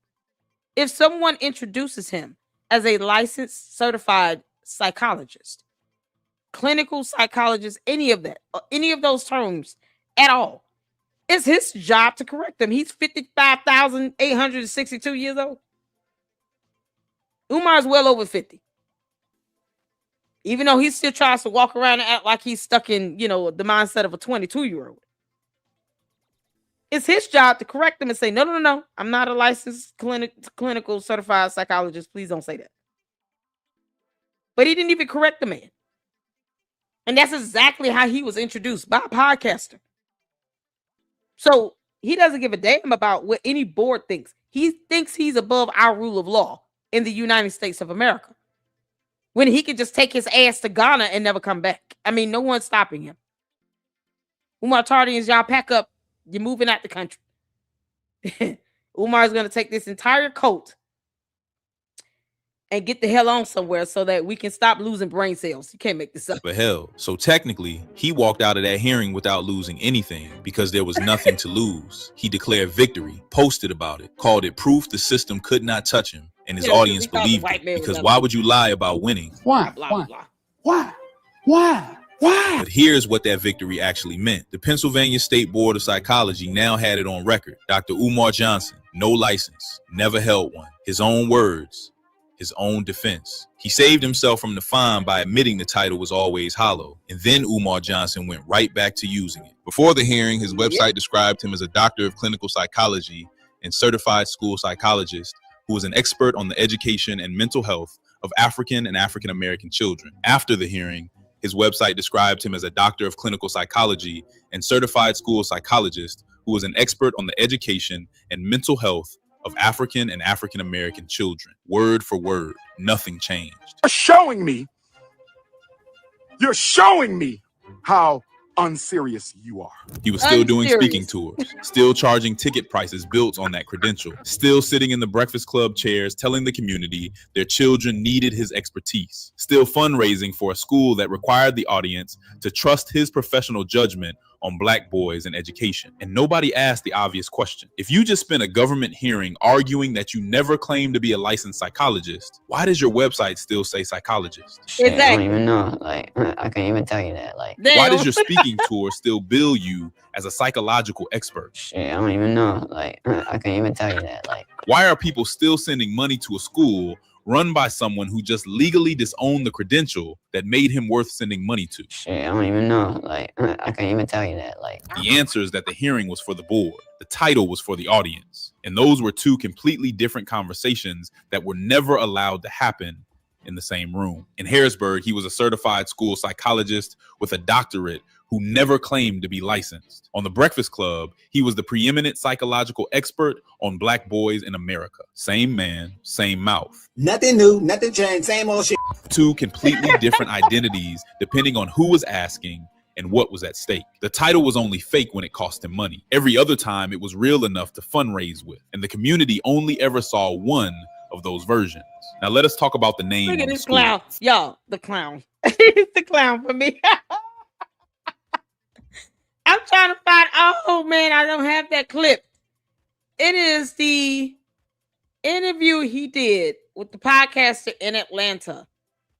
The guy was wearing like a yellow shirt, button-down shirt, something like that. That's the one where the guy introduced him as a licensed, certified psychologist. And he sat there like the Oompa Loompa he is and let that shit happen. Oh my God. I can't remember the name of the podcaster, but it was last year. The dude is he had a bald head. Oh man, I gotta find this. I'm gonna have to find it. Because he introduced him as a licensed certified psychologist. And Umar just sat there and nodded his head in agreement. And then he's done these so-called sessions in his mama's closet. So Umar has purported himself to be a licensed certified psychologist. He never ever clarifies that he can only even claim the title when he is gainfully employed with a school, serving in the role of a counselor or a child psychologist. He has to either be working his own practice or working for a school where he's in that role. Otherwise, he can't just go around saying that he's even a child psychologist. Having a degree is not the same thing as having a certificate or a licensure. Those are two different things. You could get a degree in something and never be licensed, such as a law degree. You can go to law school and get a law degree all day. But you can't practice law if you don't pass the bar. You need to be licensed to practice law. So if you go to school and get a degree, you're just a lawyer. If you practice law, you're an attorney.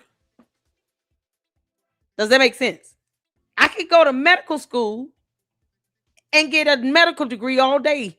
If I do not get my license to practice medicine, I cannot go around giving treatment or even serving in this expertise role. I've just gotten the education. I don't have the credentials to practice medicine. There is a difference. And the Umartardians, this Black conscious community, they don't care about the difference. They just let this Oompa Loompa sit in his mama's closet, run his damn mouth while he looks like he's big, mad. You talking about somebody look like they mad, and bored. Yeah, that's Oompa Loompa. Look at the session he did on Thanksgiving last year. Y'all, he looked like he was agitated. Like somebody dared him to do something and he lost the bet. And the punishment was you got to do a session in your mama's closet for Thanksgiving. He was mad as hell. He even sounded irritated. He was not happy. And then he didn't have his little Debbie snack cakes within arm's reach. No ginger ale in sight. So he was big, mad. So he doesn't even seem to be excited when he says the dumb stuff he says that he's not credentialed to say. And yet his cowardly ass gets before the board, and then all of a sudden it's, I never said I was a licensed psychologist. No, own up to it, you dumb liar. Why you clowning out now? Why coward out now? Bunch of cowards they are in this conscious community. Frederick Douglass Marcus Garvey Academy, FDMG, the school for Black boys that was going to change everything. Named after one of the greatest abolitionists in American history. Dr. Umar did not just name the school after Frederick Douglass because he admired him. He named it after Douglass because he claimed to be his kinsman, his blood relative, a direct connection to the man himself. That was part of the pitch. The right man, chosen by lineage, carrying the work forward. People donated to that story, not just to a building, to the idea that history had selected this specific person for this specific mission. So on April 18th, 2016, when the Frederick Douglass Family Initiatives issued their official public statement, it was not a small thing. Their exact words, 100% certainty. He is not a descendant. His name is not on the family tree. The official Douglass family tree is held in the archives at the Frederick Douglass National Historic Site in Washington, D.C. 100% certainty. Not probably not we have questions. 100%. And that was not the only statement. The elders of the Bailey family, the family Douglass himself came from, issued a separate declaration. They called him an unverified disgrace to the family name, disowned him publicly by name. Two separate institutions connected to the actual Umar, the descendants of Frederick Douglass told you to kick rocks and go to hell. Oh, I love it. They said, go to hell and kiss our ass and stop calling our name. Stop trying to be related to us. You're a disgrace. This is what happens when you lie 24/7, become a cult leader, and then want to talk about people being holograms. I'm sure he thinks he's a hollow of a human being now, because they have ultimately told him, boy, if you don't kick rocks and leave us alone, you're an embarrassment. Oh, Umar, the DNA test results have come in. Are you ready? And the test results show Frederick Douglass is not the father. Frederick Douglass said no, not our family, not our bloodline, not our legacy.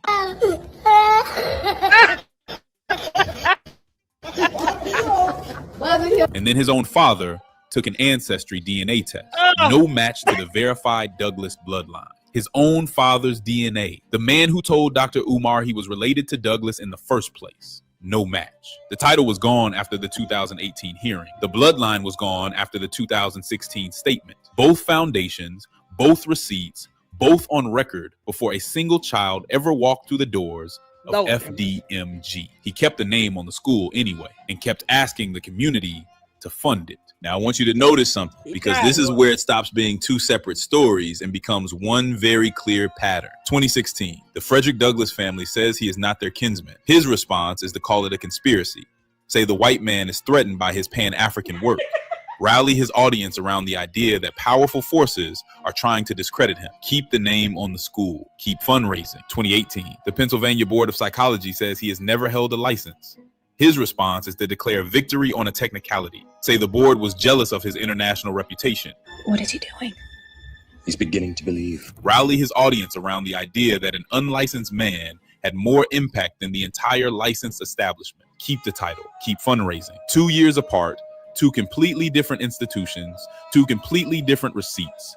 Same exact response both times. Crazy. Reframe it as an attack. Find a villain, declare victory, keep going. The city of Wilmington posting a notice on the door.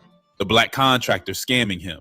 The bank freezing his accounts. The building inspector asking unnecessary questions. The haters finding the auction notice. The struggle streamers doing it for views. If you watched the last video, you already recognize that list. Every time accountability gets close, a new villain appears. I mean, it's all right. Like, overrated as in my opinion. I mean, and you know what though? That's typically how the bullshit goes. You feel me? The Pennsylvania board was just another villain on a list that has been running for over a decade. But here's what is different about these two receipts compared to the contractor or the water bills. These did not come from critics. These did not come from haters. These did not come from people with a reason to lie about him. The Pennsylvania board used his own defense against him. The Douglass family used their own records. His own father's DNA used his own biology. Every single receipt that dismantles the foundation of Dr. Umar Johnson's brand came from inside his own story, and he ran the same play on all of them. All right, stop for a second, because I want you to go back through everything we just covered and ask one question. Who made the argument that destroyed the credential? Dr. Umar himself, in a hearing under oath, his exact defense. Who made the argument that destroyed the bloodline? The Frederick Douglass family, using their own archived records, held at a national historic site, not a blog, not a YouTube channel, a federal archive. Who confirmed the DNA did not match? His own father, the man who started the whole story in the first place. Not one of those receipts came from an enemy. Not one of them came from someone with a political reason to take him down. Not one of them came from the white establishment he keeps pointing at. They came from him, from the family he claimed, from the biology he inherited. That is what makes this different from every other accountability argument about Dr. Umar Johnson. You cannot call this a hit job. You cannot call this coordinated opposition. You cannot call this the system trying to silence a black man with an international reputation. The man who destroyed the credential was Umar Johnson. The family that rejected the bloodline was the family he claimed. The DNA that came back with no match belonged to his own father. 3 receipts, 0 outside enemies. All of it came from inside the story he built, and the community that donated trusted the story more than they checked the receipts. That is not Dr. Umar's fault alone. That is a cultural pattern worth sitting with. So let us talk about. Yeah, I also blame this black conscious community and Father Baba Yaga and Yoda and them for sitting here and pampering his dumb ass too, along with all these podcasters that simp and kiss his ass. It's a lot of kissing. You got Malware running around talking about he's losing weight. Where? In his skull. Yeah, he has no brain. That's the only credit I give him for losing. He's lost his brain. That's it. He hasn't even lost water weight. The hell is she talking about? You can't make this up. They sit here and they make up. And this is why it was so irritating for her to come out lying like hell. You don't have to lie on him. He's a liar by himself. A bad one at that. And he has a cult that doesn't question any lie that he tells them. He says, oh, the inspector, it has not called me back, but it's been a couple years. What do you mean? You know, they won't even ask. Can you give us the proof that you communicated with this person? How do we know you even called him? But you're talking about somebody being Jamaican and stuff. And oh, how he's somehow inwardly racist, you know, because he's Jamaican, he's supposed to just let you do what the hell you want to do. Hell no. That has nothing to do with your race. That's a matter of following the law and safety codes. Local ordinances, you know, local laws. You're not above that. And yet, every time they pander to him, they have him believe he's beyond reproach. And they themselves think they're beyond reproach. Look at how Malware is being treated by other clowns that refuse to just say she lied. She came out and lied about lawsuits and checks and all kinds of felonious things. And it's like, what the hell? As opposed to those people saying, she lied like hell about that. Oh, I don't want to kick her while she's down, even though she put herself down there. No accountability whatsoever.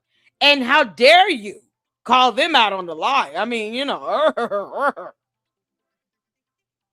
I'm going to strike every video on your channel out of spite and vengeance. Not because I've read a law. Because you called me out. Yes. Because I don't give a damn about your race. When you're being an embarrassment to all women on earth.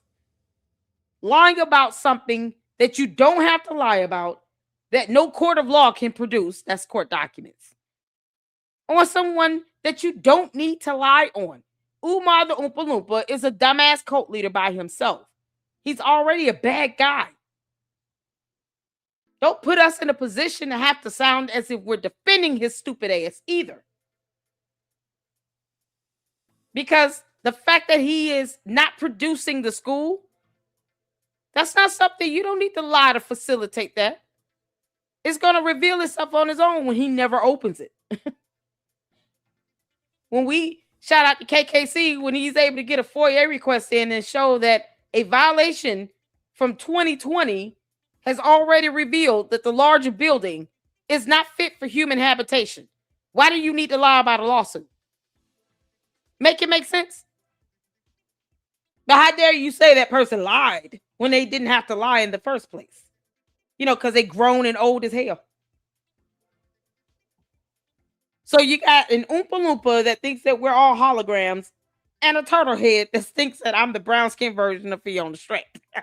What people actually donated to, because it was never just a building. If it was just a building, the fundraising would have had line items, receipts, a budget, a timeline with deliverables, a board of directors, a nonprofit filing that showed where the money went. None of that ever consistently materialized. And yet hundreds of thousands of dollars came in across a decade from real people pulling out real phones and sending real money. Why? Because they were not donating to a building.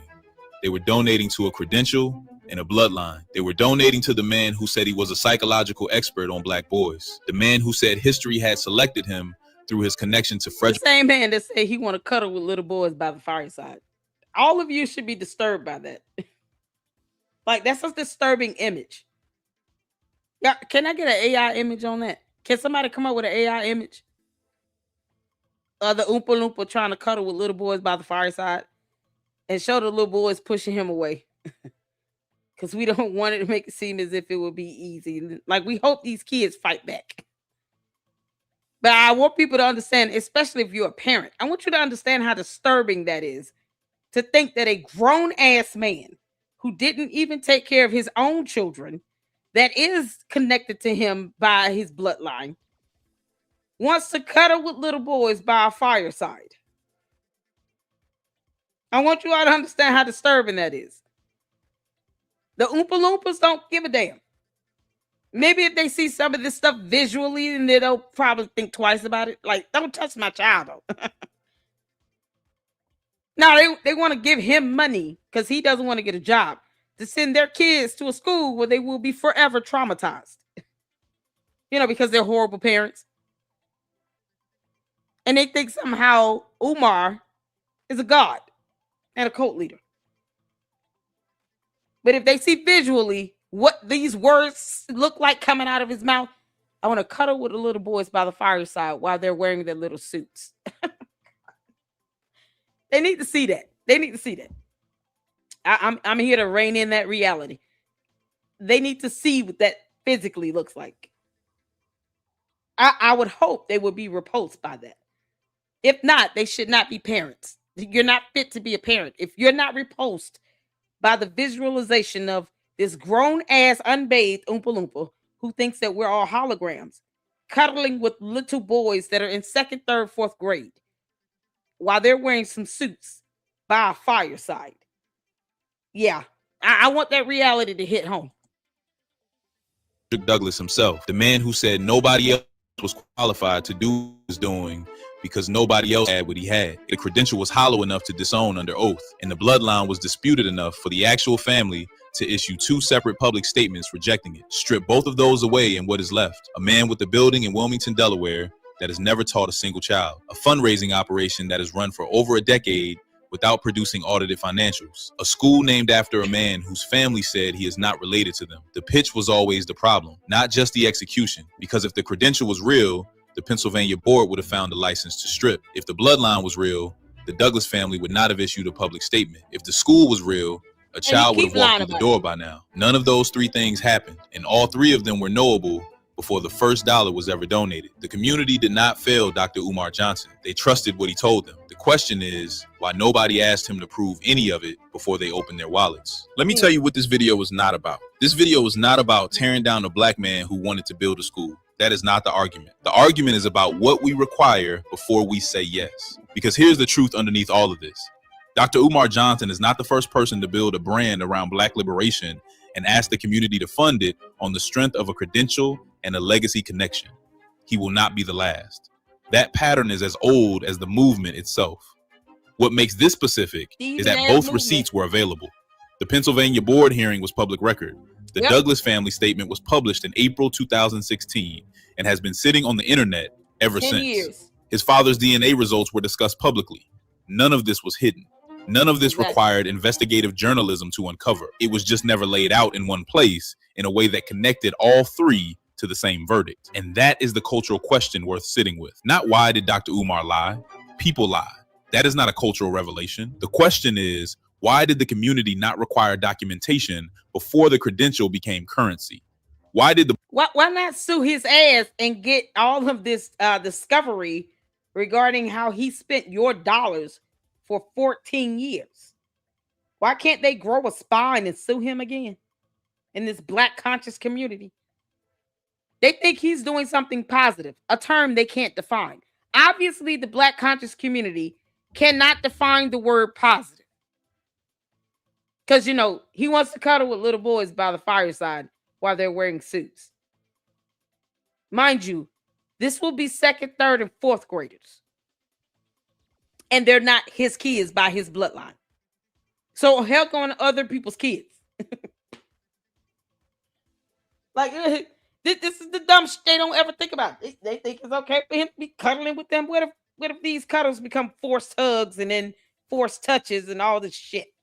Your kid traumatized all because some lowly, low self-esteem Black woman thought it was cute for Umar to say over and over again, Black queens forever, snow bunnies never. That's all it takes for them. So since they have no standards, they're going to demoralize their children and subject them to this nasty, stanky ass Black man, you know, because they got to be positive and all. To cuddle by the fireside with their second, third, and fourth grade little boys. And they don't see anything wrong with that in the Black conscious community. Oh, you're tearing them down. I might be sparing some of these kids from having unwanted touches in their no-no parts, you know, because stranger danger.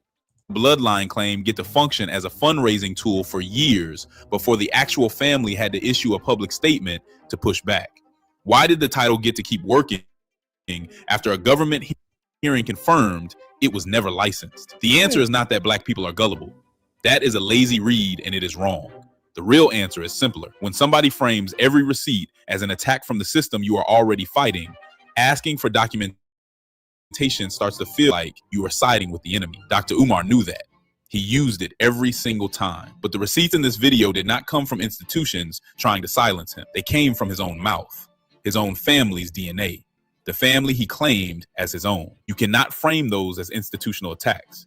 You cannot call your own defense testimony a conspiracy. You cannot call the Douglas family's archived records a hit job, and yet the school still has no students. The credential is still on the website. The name of a man he cannot prove he is related to is still on the building. So here's what I keep coming back to. At some point, accountability stops being about one man and starts being about what we decide to require from the people who ask for our trust. The title should have needed a license number. The bloodline should have needed a document. The school should have needed an audited financial statement after year one. None of those things are unreasonable to ask. They are just uncomfortable to ask when the person asking you to trust them has wrapped themselves in the symbols of Black liberation. That is the move, and it worked for over a decade. Dr. Umar Johnson is not the villain of this story alone.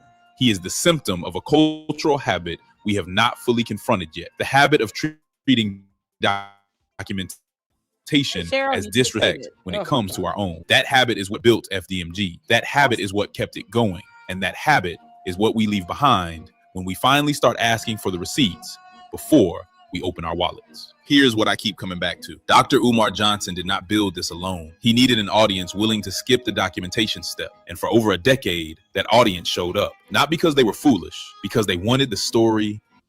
Wait, hold on now. Because, you know, there are some old fools. Let's take a look at, you know, Father Baba Yaga for once. He's an old fool. He's all of 214 years old. And he still allows Umar to come call in on his radio station. And all he does is pander to him and kiss his ass. He doesn't say anything that would even remotely have him thinking twice, let alone piss him off. Let's take a look at MALWARE. She came out, said that he was suing her, and then there was a class action lawsuit against him. And then turned around and tried to defend him by saying he lost weight in an effort to try to insult me. And all she did was basically tiptoe around the fact that she flat out lied through her teeth. All 514 rows of them. About anything happening in any court of law. And then when she got called out on it, it was everybody else's fault but hers. This is the mentality of this Black conscious community that continues to shield and protect Umar the dumbass Oompa Loompa.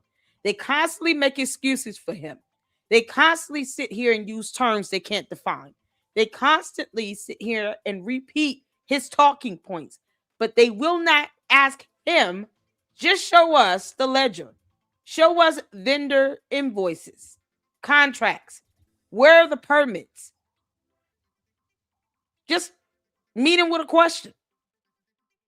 And when he doesn't answer it, that should let you know he doesn't have the answer because he's not trying to get it. He doesn't care about vendor invoices because he knows if he does open up that school, he can't keep asking for people to donate to open the school.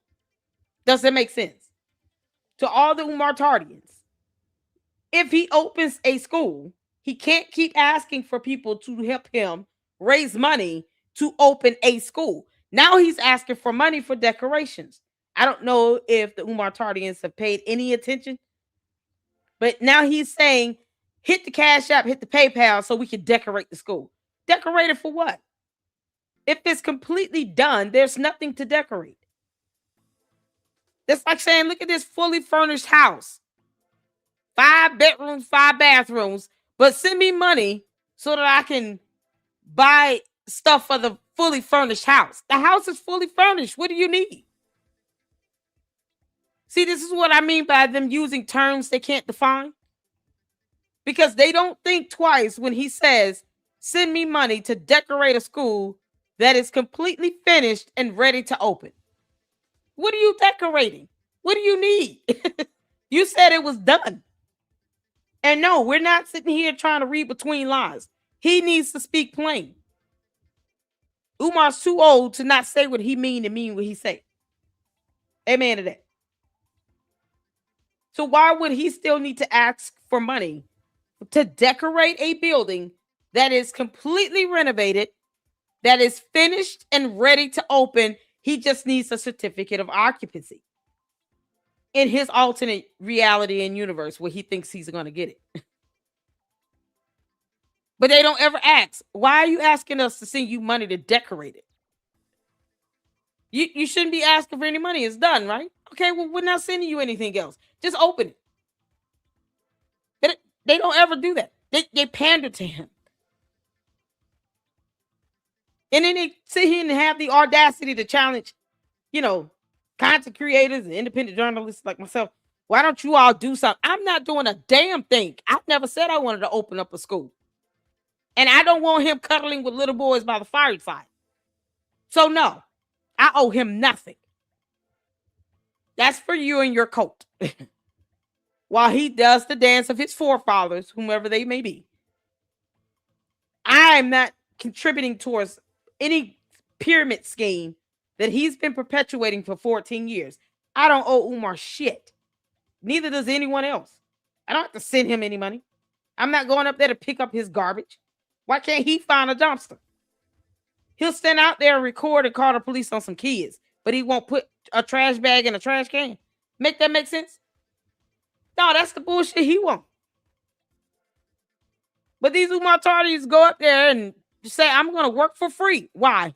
He's saying that he's going to charge people $600-700 per child. After still begging for money to decorate it. And you won't even ask him, how are you spending this money again? They won't sue him for it. They won't take him to court. They won't do any of that. So they choose to be stupid on their own, but then they want to bring everybody else into their stupidity. For what? Now, leave us out your dumbass coat. We don't want no part of that.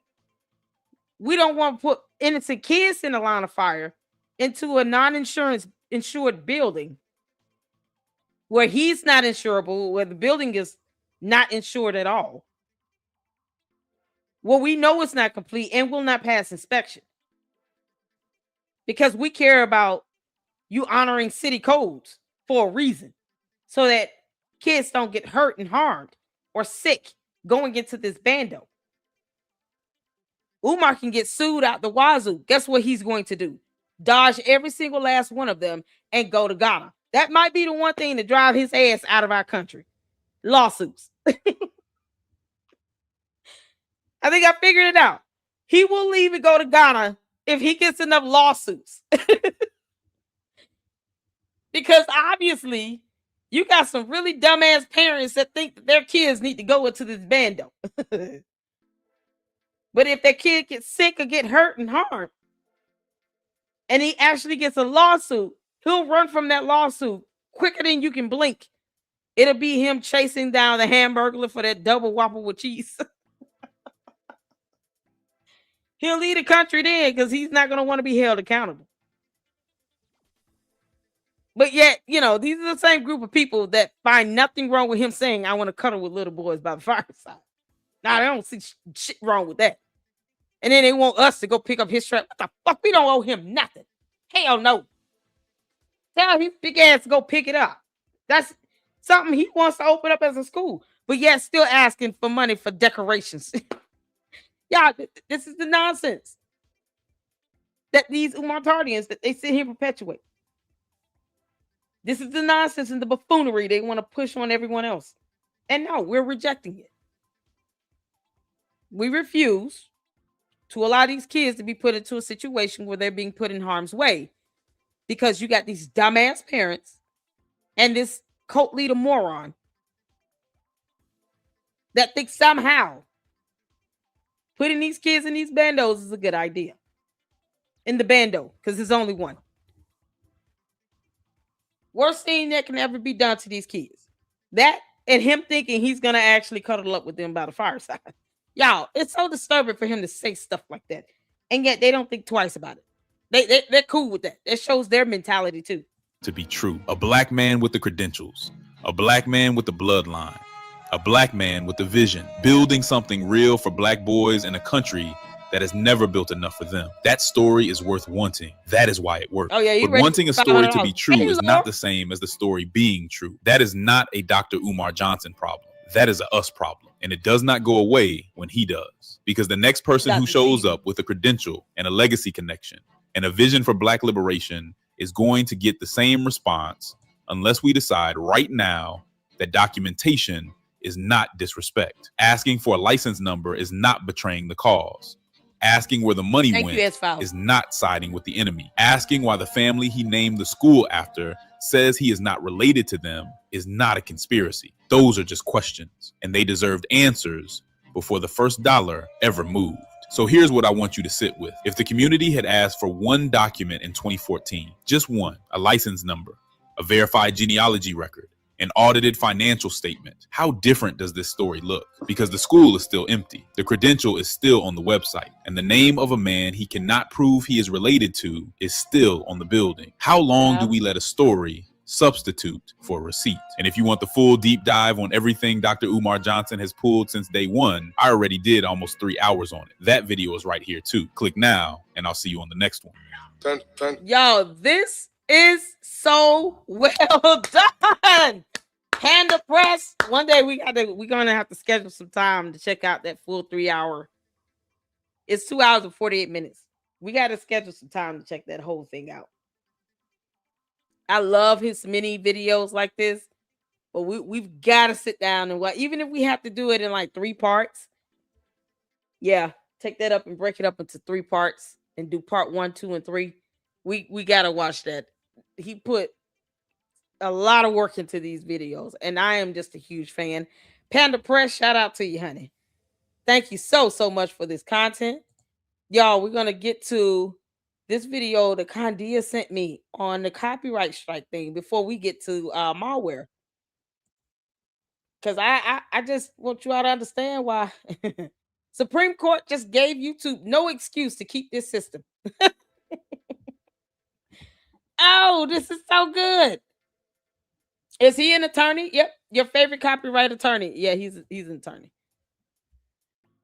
Lawful Masses with Leonard French. If you want to understand what's going on, get it from an attorney. And you can always look him up, Leonard French. He should have a bar license number. I don't know what state he's in, but that's how you verify if an attorney is valid and current, by looking them up and getting their bar license number, which is why I keep saying, where's the bar license number from Malware's attorneys again? Because she said she got one on retainer. So we got he cited case law with Cox Communication v. Sony Music Entertainment. The Supreme Court unanimously held that simply knowing your users might infringe copyright is not enough to make you liable. Court killed the 50-year-old legal theory called knowledge plus material contribution that had been the foundation of nearly every secondary copyright lawsuit against internet service providers, cloud services, and platforms. Wow. The case for a fair use renaissance. Y'all, he goes over it all. So we're going to check this out right quick before we get to the Dr. Nini Muppet of malware talking about dating apps. Hit the phone where you can see it here. 26. The Supreme Court unanimously ruled that Cox Communications, an ISP that knowingly lets subscribers pirate music for years, is not liable. I gotta give shout out to my mom's up in here, Laura. How you doing, honey? Been a minute, Dr. CB. I hope you feel better. Long-winded Speak says his name ain't on nothing. He don't care. Yeah, Umar does not care. He doesn't give two craps. I'm sorry you're not feeling well, Dr. CB. Hope you feel better, honey. We got S-Files. Thank you so much. S-Files dropped the link to video where they say Umar is a doctor and licensed psychologist. There you go. And I know he's been introduced as that as well. So make sure you guys click on that link and you all can see. This has happened recently as of last year where he's still referring to himself as a psychologist, licensed, certified, being introduced as such as well.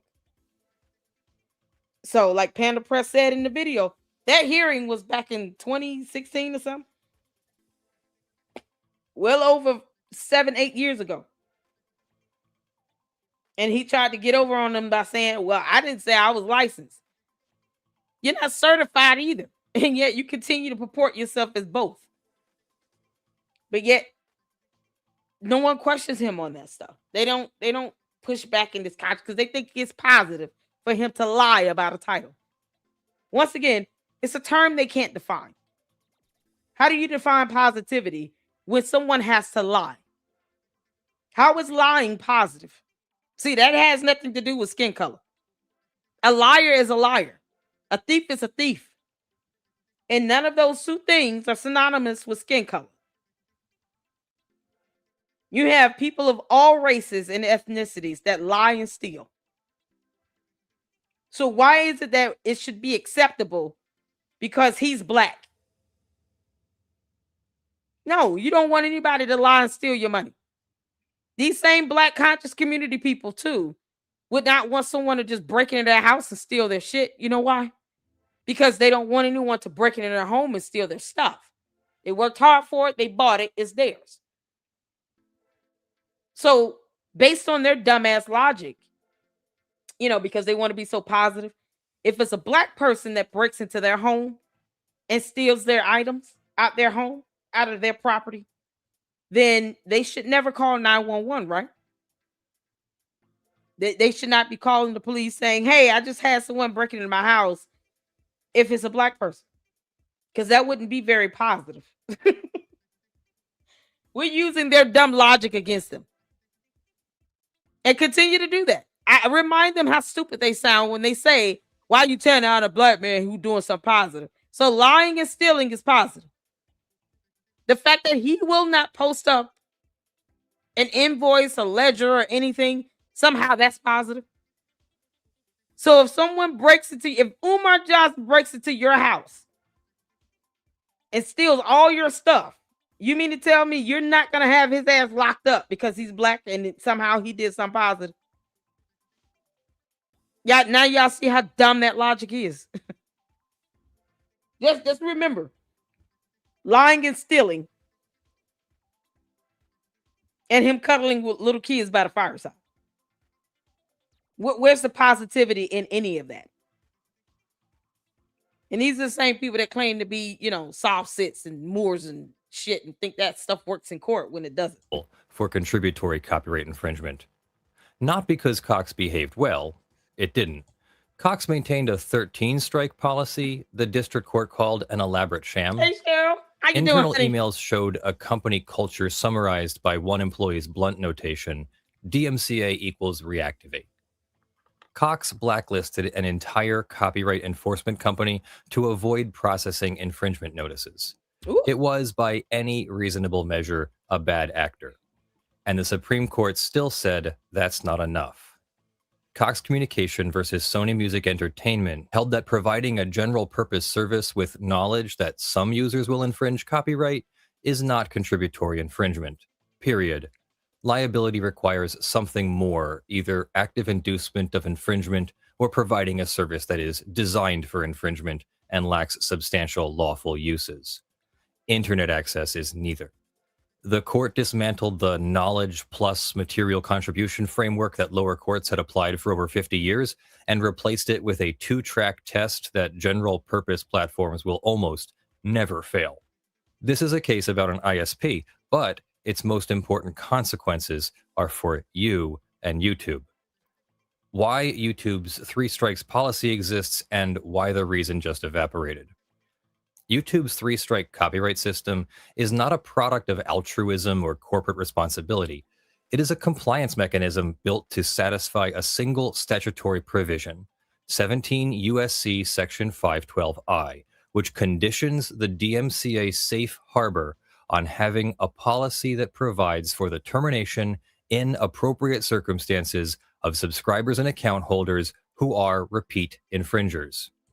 Repeat infringers. Y'all, you can't make this up. You got to prove there was some infringement. Basic fundamental questions that, Malware failed to ask before I guess she allowed herself to, be convinced by Manny, who's not an attorney, to file false copyright strikes. I can guarantee you all the section he's citing here, they have no idea what that is. They would have to look it up. 17 USC Section 512I. Yeah, neither one of them know what this is off the gate. Nope. They would have to Google it. Because neither of them are attorneys. You see why you don't fuck around with federal laws that you don't understand? Can't make this up. Infringers. The logic was straightforward. Without DMCA safe harbor, YouTube faces secondary copyright liability for the content its users upload. To keep the safe harbor, YouTube must terminate repeat infringers. To demonstrate it terminates repeat infringers, YouTube built the 3-strike system, 3 copyright strikes in 90 days, and your channel is permanently deleted, along with every video you ever uploaded and every subscriber you ever earned. Can't make this up. Before Cox, this was load-bearing architecture. The DMCA safe harbor was the wall between YouTube and potentially ruinous copyright lawsuits. The 3-strike policy was a brick that held up that wall. Lose that safe harbor, face the lawsuits. Simple. Cox changed the equation. If general purpose platforms cannot face contributory copyright liability regardless of their knowledge of user infringement, and YouTube is unquestionably a general purpose platform, yes, it is, then the underlying threat that made 3 strikes necessary has diminished significantly. The DMCA safe harbor is still valuable to YouTube because YouTube hosts content and faces potential direct infringement claims, but the contributory liability sword that hung over the platform's head, the Supreme Court just sheathed it. Cox's own attorney conceded at oral argument that after this ruling, the safe harbor provision wouldn't do anything at all for conduit ISPs. For hosting platforms like YouTube, the safe harbor still matters, but it matters less. And the 3-strike policy that was built to protect it, YouTube now has room to rethink it from the ground up. YouTube is, okay, we just host a platform where people can come on and put up content. Whatever your contribution is, or whatever your content is, they're just giving you a platform to do it. That's simple. And that's what that breaks down to. you want to talk about infringement, you first have to prove that you are the legal rightful owner and that this person infringed upon content you own. And when you file a false copyright strike to YouTube, you're saying to YouTube that there is a legal premise, documentation, evidence that I have to say that I own this particular content and that this person knowingly and willfully and intentionally infringed upon copyright laws and utilized my content in this manner where it violated the law. Does that make sense? Hit the phone. You would have to prove that. This is why you don't F around with federal laws you don't understand. And YouTube is like, oh, okay, you said this. All right, cool. Because they're trying to avoid a lawsuit. But see, what they're not thinking about is the person on the other end that's receiving this false copyright strike can still file a lawsuit because now you're interfering with my ability to have my channel run free from these stupid ass false copyright strikes where you can't prove that you're either a copyright owner or that I intentionally and willfully infringed upon any content whatsoever or stole your content. And can't prove, and I will have to be able to not meet the burden of proving that it was under fair use. Because that's a whole safe haven that we have too. Never mind the person that sent these false copyright strikes utilize other people's videos on their channel. Now I want y'all to keep that in mind.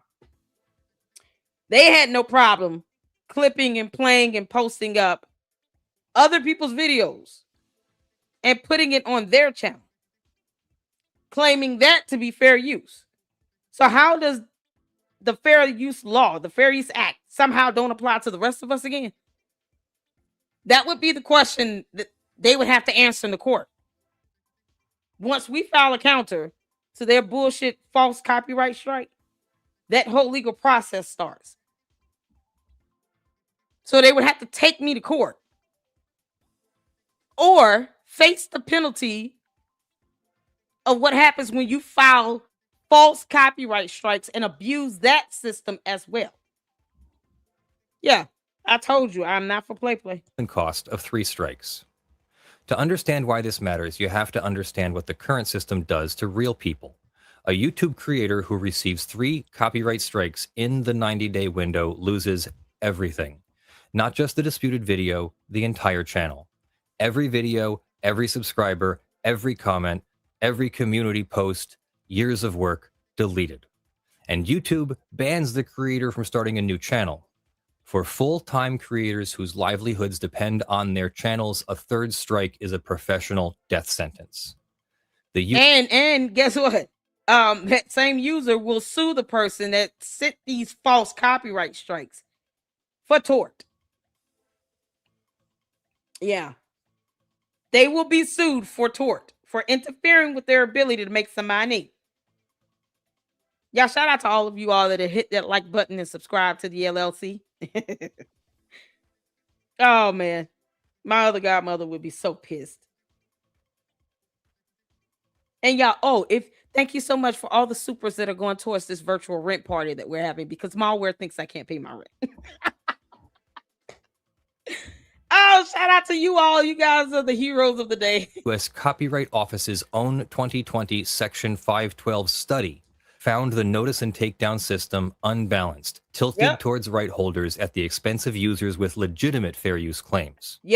Content is removed before any fair use analysis. Counter notifications take... You know why content is removed? Because YouTube is not court.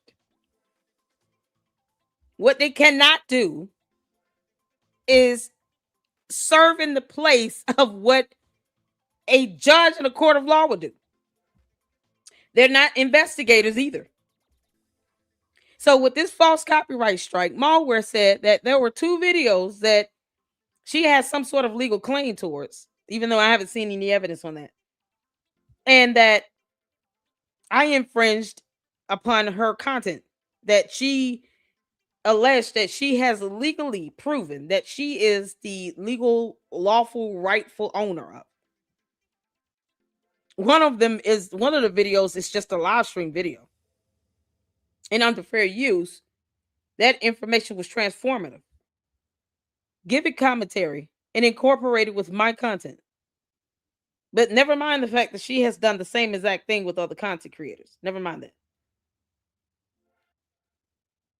So, with this counter,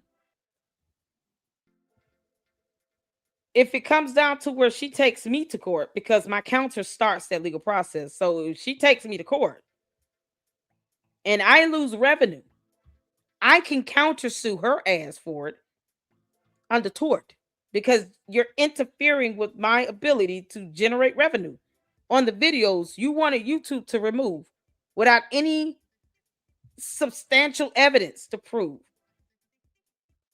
that I violated the law, that fair use does not apply, and that you're the legal rightful owner of the content itself.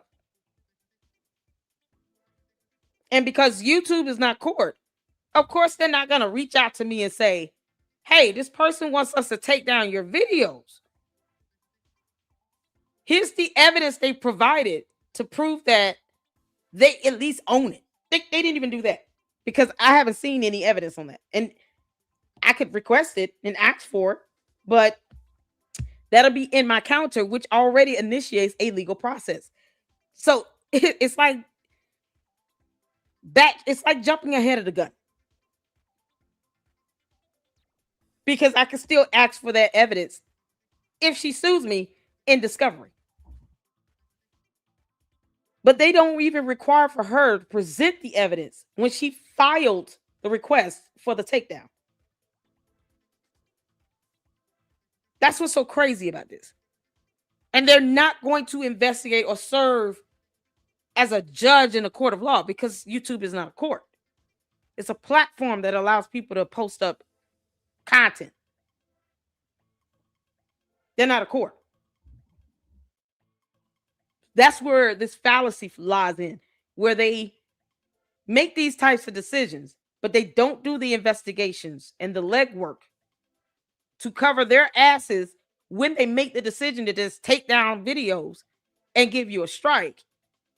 They don't give you any evidence that the person has provided proving that they're the legal owner, or that your content does not fall under fair use. They don't do any of that because they're not attorneys and judges, and this is in court. But yet they don't require and demand that evidence either, and they just jump the gun and take the videos down because they're trying to avoid a lawsuit. But they're not worried about me filing one against their dumbass or against the person that filed the false copyright strike. You can't make this up. 10 to 14 business days during which the content stays down, and the creator lives under the threat that a wrong guess about fair use or a bad faith claim by a rights holder could end their career. The chilling effect is real and pervasive. Creators self-censor. They avoid incorporating copyrighted material even when their use is clearly transformative. Commentary, criticism, education, parody. Video essayists skip visual references. Music commentators avoid playing the songs they're analyzing. Creators who cover news, law, or pop culture walk on eggshells around copyrighted clips, even when their use falls squarely within fair use. The system punishes risk-taking, and in a creative economy, risk-taking is the whole point. Meanwhile, Content ID, YouTube's automated fingerprinting system, handles 98 to 99% of copyright management on the platform, entirely outside the DMCA strike framework. Content ID scans every upload against over 50 million reference files and lets rights holders choose to monetize, track, or block. About 90% choose to monetize. Content ID claims don't generate copyright strikes, they direct revenue. The system that actually manages copyright on YouTube is not the three-strike system. The three-strike system is a compliance artifact layered on top of it. what YouTube could actually do now. Cox doesn't force YouTube to change anything, but it removes the legal risk that prevented the change. Here's what a reformed copyright strike system could look like. This is not a fantasy, but a reasonable policy that would survive legal scrutiny under the new standard. Raise the strike threshold. 3 strikes in 90 days is an extraordinarily unforgiving system for a platform where creators publish multiple videos per week and copyright law is genuinely ambiguous. A 5 strike or oh, y'all see that copyright law is genuinely ambiguous. You know why? Because oftentimes me saying, oh, this is my live stream, so I own it, is not typically required for me to prove that I own it. I want y'all to see these words. Copyright law is genuinely ambiguous. Not something you will understand with ChatGPT. Nope. You will not understand how copyright laws operate and are interpreted utilizing AI and ChatGPT, which is why Malware should have contacted her damn attorney on retainer and not listened to Manny, who knows better. And you know I know better. Especially when a whole ass attorney is saying flat out, because it is, copyright laws are genuinely ambiguous, meaning there's no set standard with it. You go to court and you think that you might have a case, and then you realize, oh man, I got utterly crushed. It's so ambiguous, it has many interpretations and many meanings and can be applied and interpreted in many ways. There are many factors that could determine how a lawsuit goes based on copyright law and copyright law infringement. And a whole attorney has laid it flat out. The law itself is genuinely ambiguous. Not something you're going to understand from ChatGPT. Oh yeah, we're going in. Because Manny knows me better than that. And he should have known better when he told Mary Ann Larian, hey, here's this video from Lady Luck Club. Go ahead and strike this. The F is wrong with you. Don't you think, like I said, I have a whole godparent that's retired federal judge. Judge, not a fucking attorney. Judge, federal judge. What's wrong with you? And you got this attorney confirming copyright law is genuinely ambiguous.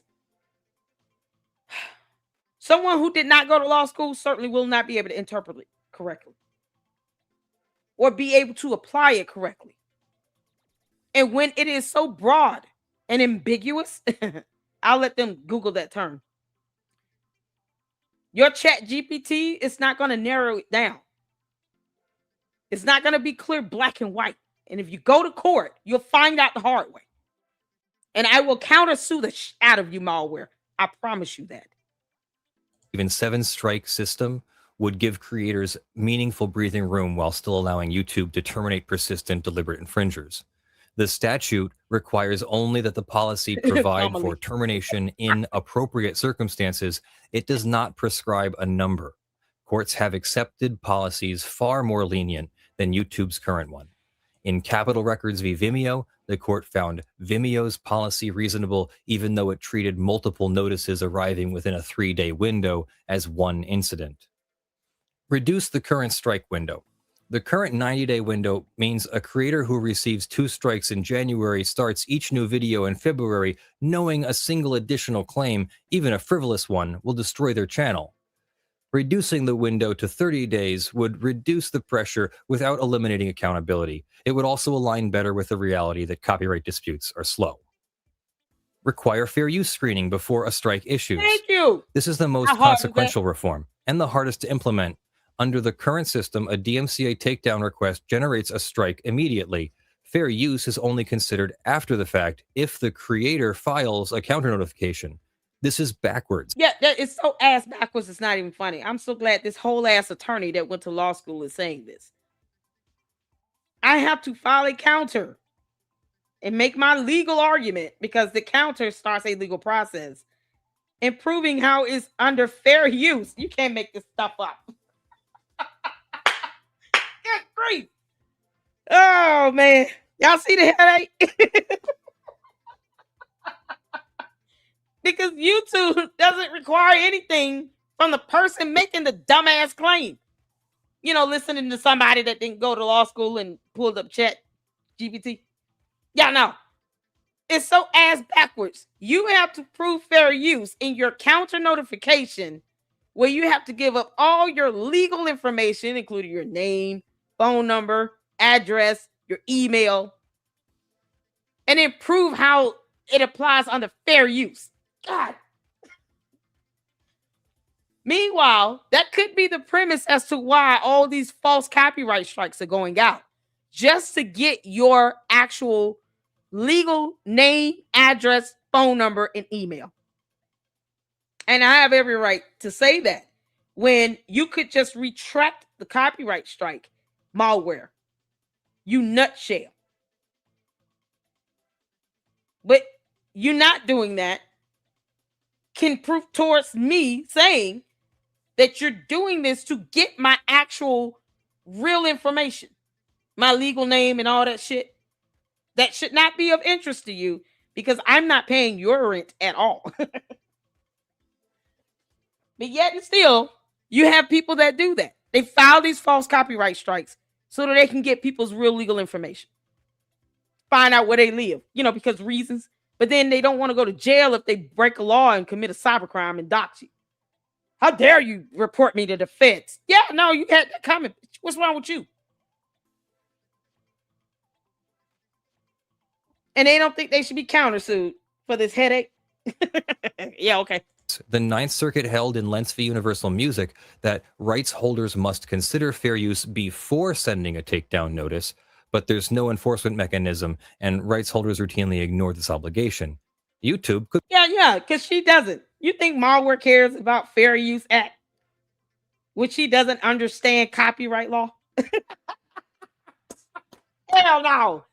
Yeah, no, it's only so much I expect a turtle to understand. So I just wanted to play this part of it. I'm going to drop the link to this video so you all can watch this and understand why I laid a little club. I'm like, oh, okay. I have to take my time and do this right. Because, no, they don't consider anything when they're saying, oh, okay, we'll just take the video down because you said so. But then I have to sit here and prove how Fair Use Act applies to my content that was transformative based on her blanket approval and permission for us to react to her dumbass video from her movie. And another live stream she did where she doesn't own anything in it and it was still transformative and under fair use. Like, are you kidding me?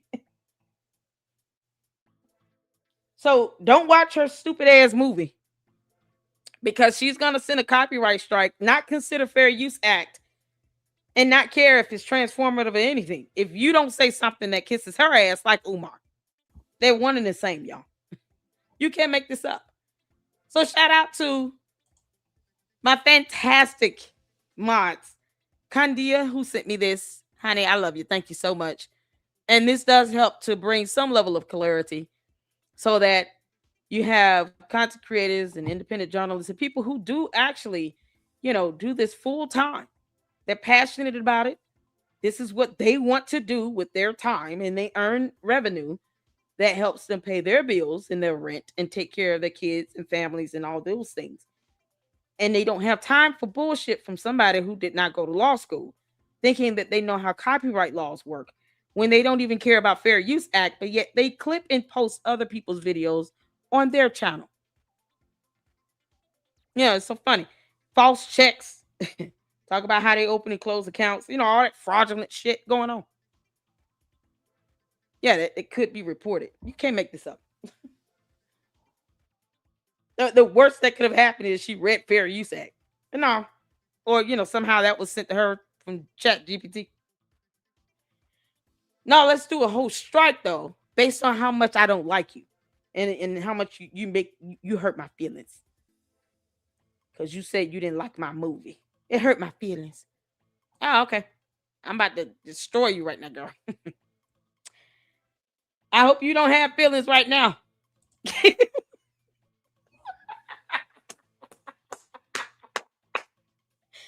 I hope you don't have feelings at this point, because I'm about to ether that shit. Y'all, shout out to Dr. Nene. Let me tell you something. I said, hey, can you get me a Muppet version and alter the audio on here so we can transform this whole thing? We want this to fall under fair use and for it to be completely transformative. And Dr. Nene said, yep, got it coming. And boy, did she knock it out the park.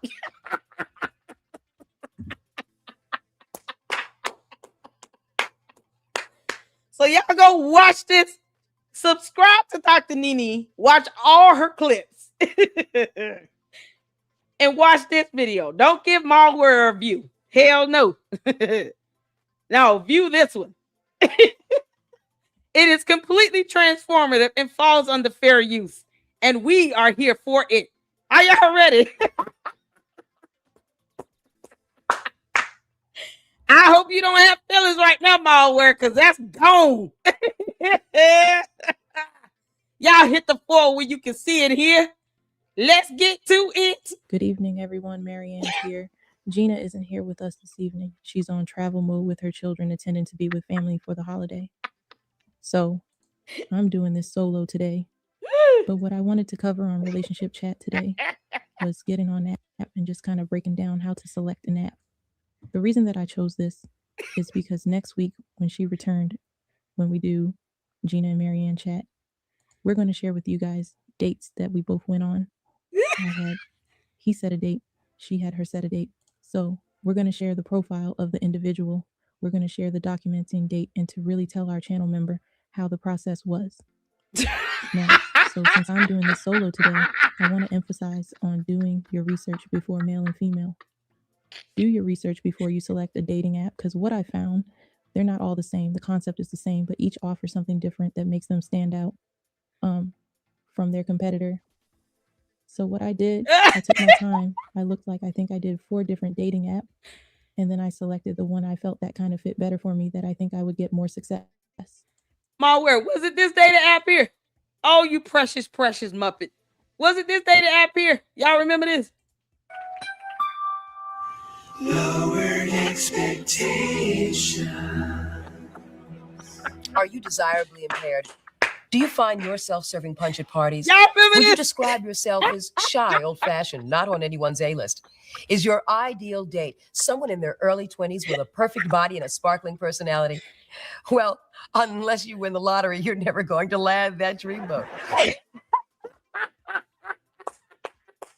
Malware, that's for you.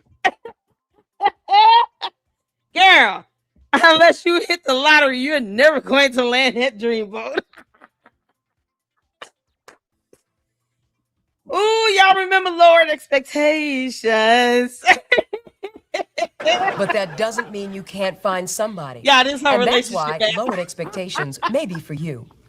Our video library is packed with thousands of chronically rejected singles, just like you. Malware.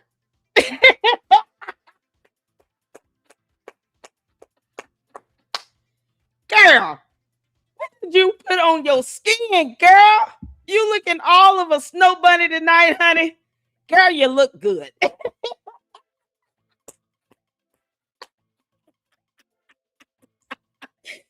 Girl, you look good, girl.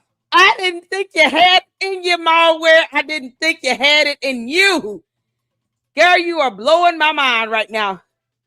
Y'all, she done put on the damn gold shirt with the bells and the shoulder pads. Y'all check out them shoulder pads up in here.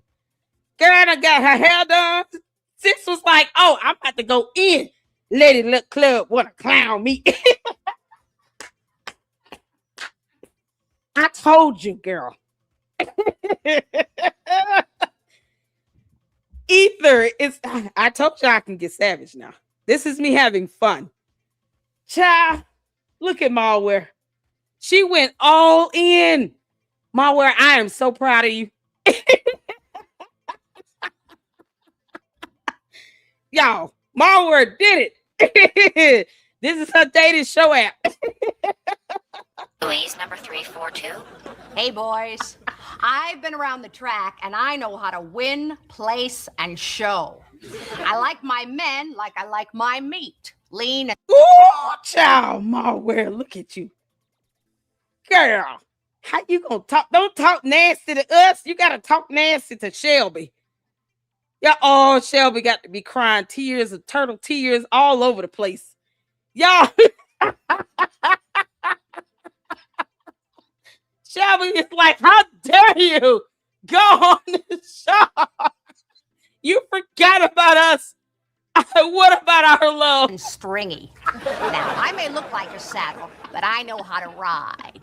Turn-ons, comfortable bowling shoes, buffets, and guys who can take a punch. Turn-offs, filter cigarettes, last call, and guys who fall asleep inside of you. For Louise, press pound 342. Lowered expectations. When you've been blown off by the rest, settle for what you can get. Oh, Malware. Continue telling us about your app. And when I did do my research to see the one that would bring me more success, that's the one that I chose. And when I went to select an individual, what I didn't just go on a sheer attraction of how the person looked. What I did, I paid a lot of attention to the bio. And if someone's bio is very empty, not a lot of detail, I tend to kind of bypass that bio. The reason why I think if you kind of look at the bio and pay attention to the bio, that gives you an indication if this person's even a right fit for you on approaching it like this.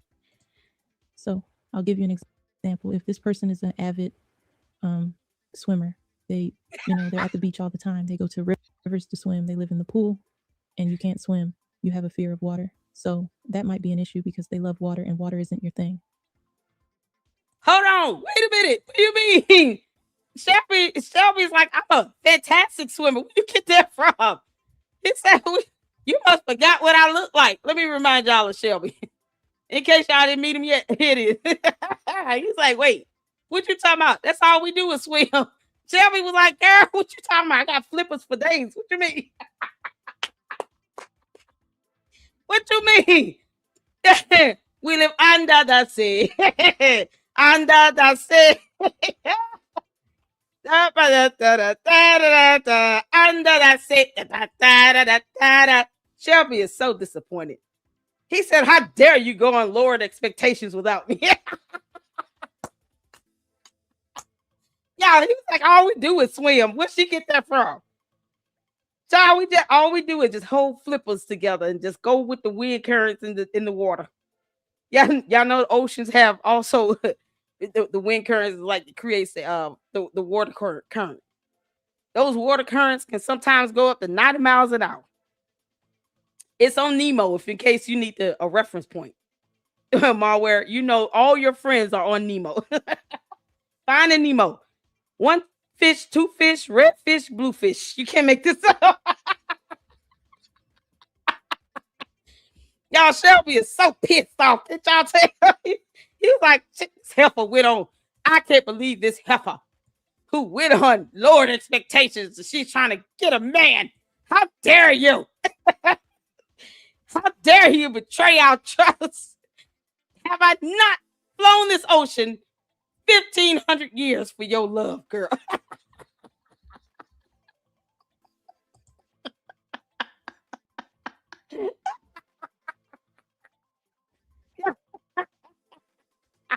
Yeah. Use a 225 to 199. Stop laughing. Hold on. God, I told you I was going in on you. UJ Shango smell like mild stage 4 gingivitis. Upset stomach and diarrhea. Gingivitis. Oh, man. They don't really have the best toothbrushes built for turtles yet. You got to give them time. Colgate to come up with something. Oh, my God. Y'all Lone Sling in the house. How you doing, honey? I'm coming over to the Candace premiering soon, okay? Yeah, what's going on? I'm just crying over the newest Folgers commercials. Oh, Cheryl. Y'all. Shelby just wants you to come home. He said, just come home, baby. I promise you. We will swim in the ocean together. We'll go to a cleaner part of it. You want to go to Antarctica? Shelby, she's all yours, okay? What she does not want is to go to court with me. You can't make this up. All right, come on, Muppet Malware. Tell us what you've been doing. So I'm just trying to find an example. Or if this person's a dear devil, they jump out a plane. Ooh, They Lord. just go A devil. Deep water diving, where, you know, it can be a little risky and dangerous hobby, and that's not your thing. So I think when you read their bio, you're getting some, not to say, you know, the bio is 100% accurate, but, you know, you're getting a glimpse of who you're like connecting with. So that was like the key for me. And then I chose to chat for 5 days, to be honest. One was 4. What? The connection was nice, and one was 5. I chose to keep the chat. And the reason I picked that app, they also had... Oh, Shelby's going to be so mad. Girl, he going to disconnect your internet when he find out you've been over here flipping for other men. Had a feature where you didn't have to exchange your phone number. You're able to talk with the person on the app.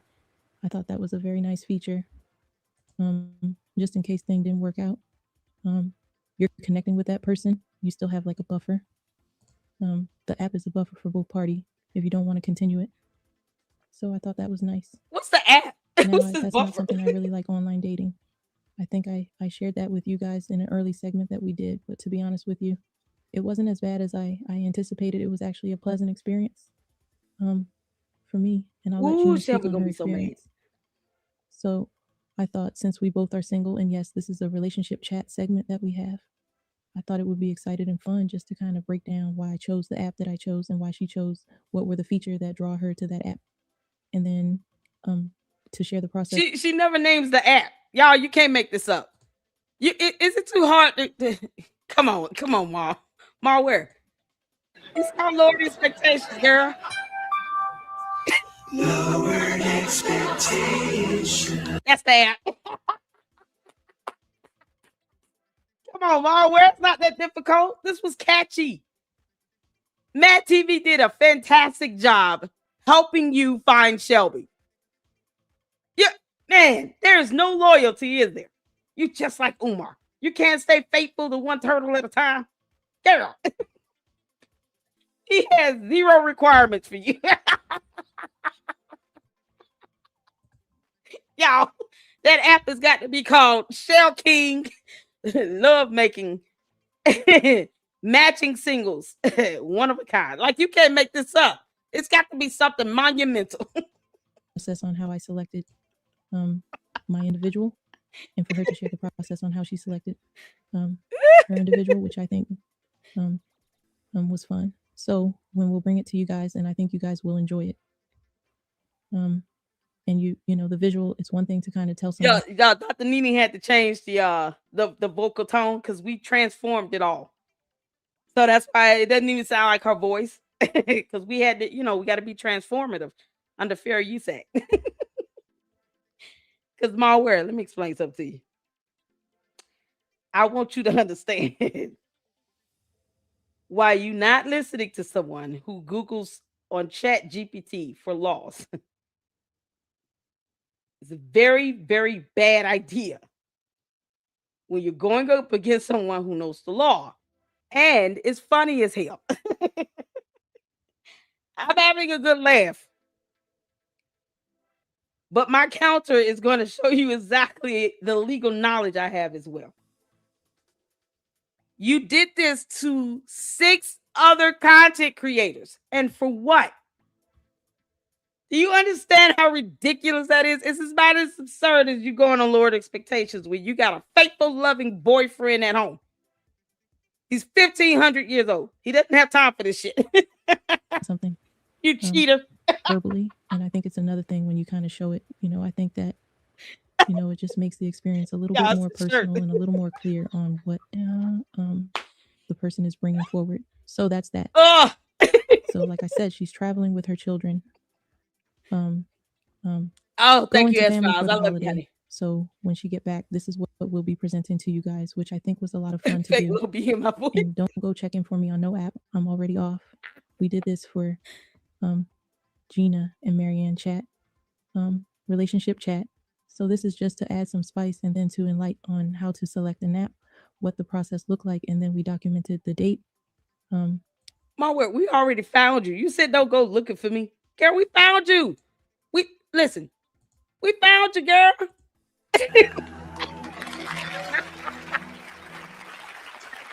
Hank, number 574. Howdy, ladies. I'm This the man that she was trying to chat with on the side. Hank, Malware didn't tell you that she got a boyfriend. His name is Shelby. He's a very powerful sea turtle. She didn't tell you that. Hank from Waco, Texas, where, believe me, everything's bigger. Talk about your panhandles. And if you were my special gal, I'd treat you like I treat my gun collection. I'd polish your lubia and occasionally take... Yeah, Malware don't like guns, y'all. She was like, you gotta put that gun up.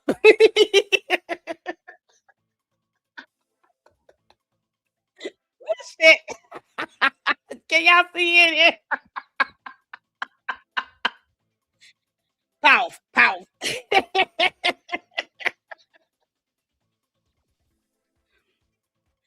Hit the phone, you can see it here. Ugh. Watch out.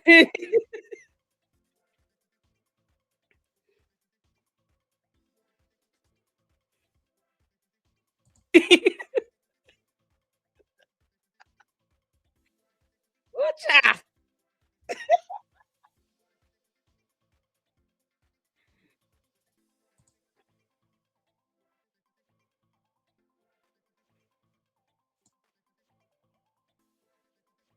Caleb, you can't hear? You see the video? Y'all can't hear? Uh-oh. Oh, hold on. Let me refresh it.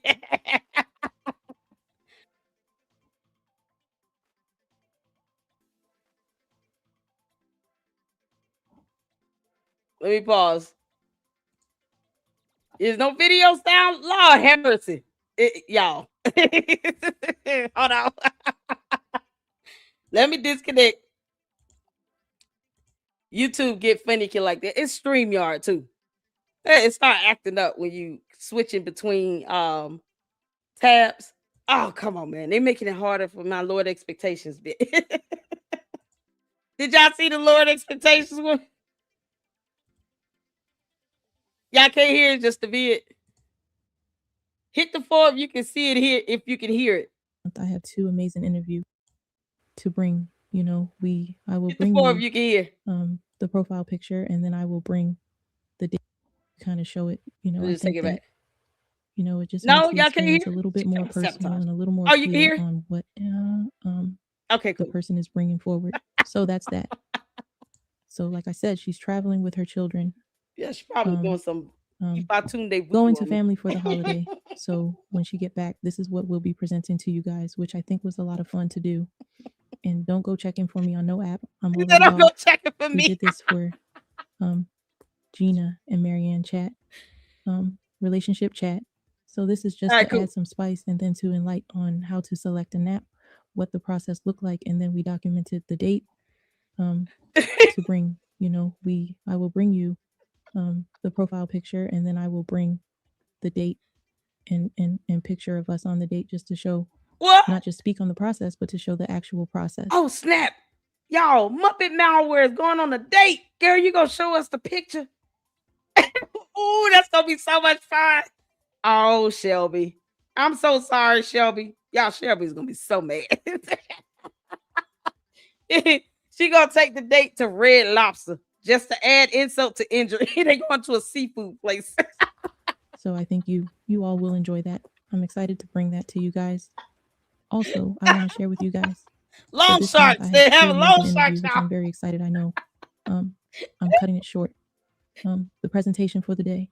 I have 2 exciting interviews for you guys now. Date Gina and Marianne relationship chat. It's every Saturday. So moving forward, like when Gina get back, I'm going to make sure I keep it on that Saturday slot, because what we're doing, we're filming actually on Saturday, but at time I'm uploading it on Sunday. Oh, shout out to you, user 225. He said the date pic will be as real as the check pic. It's gonna have lowered expectations right across the top. Oh, Lord have mercy. Oh, Malware. We all know you still use dial-up. Don't act like you too good for lowered expectations, girl. Yeah, they gonna have seafood. I miss a super. Oh, Lord have mercy. Hold on. User 225 sent some supers in, y'all. Oh, Lord. He sent the 199 in and said, I know it smell crazy when the shark be get flipped. Yeah. Oh, user 225 says UJ Sean go smell like mouse for stage for gingivitis. And user 225 says ball talk is soft and that fake low B in my voice. That's how she talk on the phone to Shelby. You know, I'm swimming in the Atlantic Ocean. I figure we can just go and, you know, swim together, get caught up in a current, and let it carry us to Australia. We'll go hang out and then go to the UK and hang out with Francisca.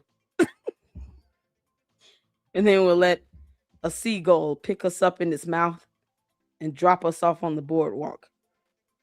And then we're going to have some fried catfish and shrimp. You know, I had to do one for the one time.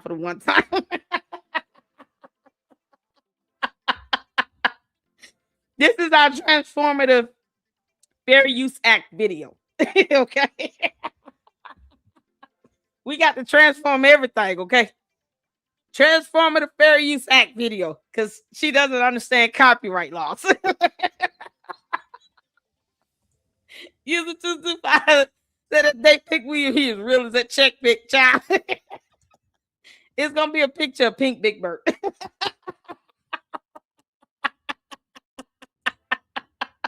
Y'all, man, that's gonna be something else. She gonna send us a photo of her eating seafood just to confirm that she's still listening to my video.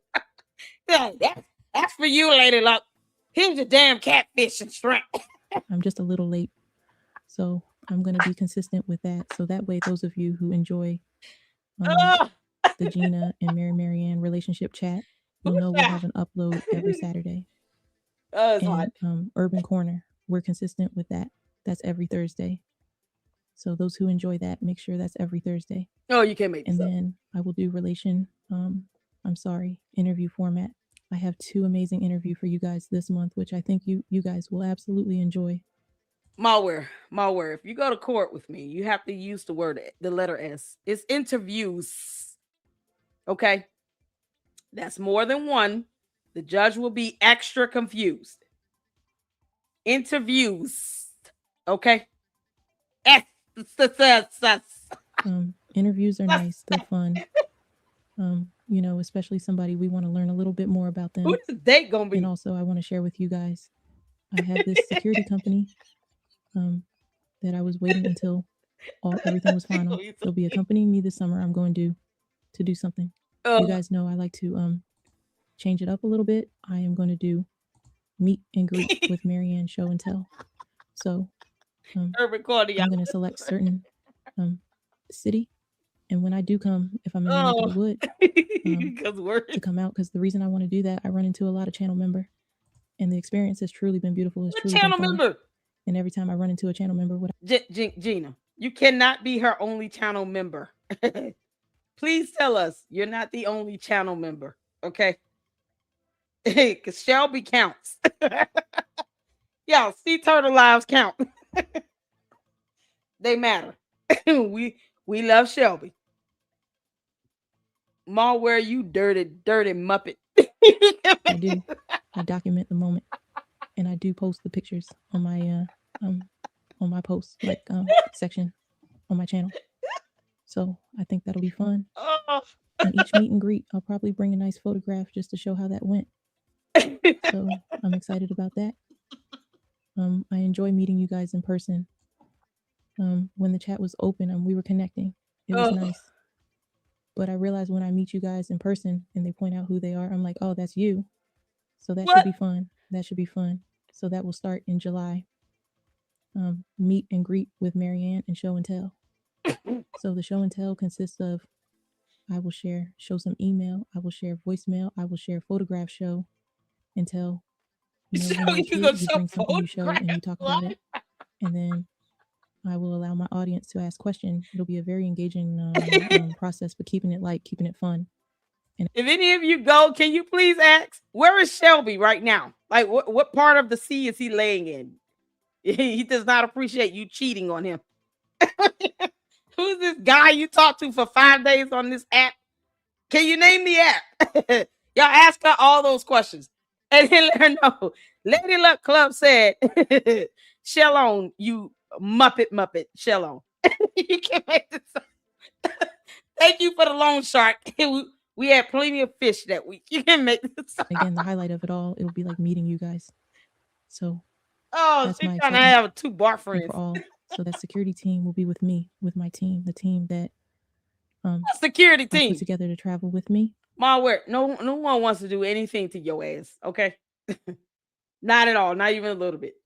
You go waste money on a security team, but not give money to the victims of that fire from, the apartment complex your father so-called owned. No, yeah, forget those people.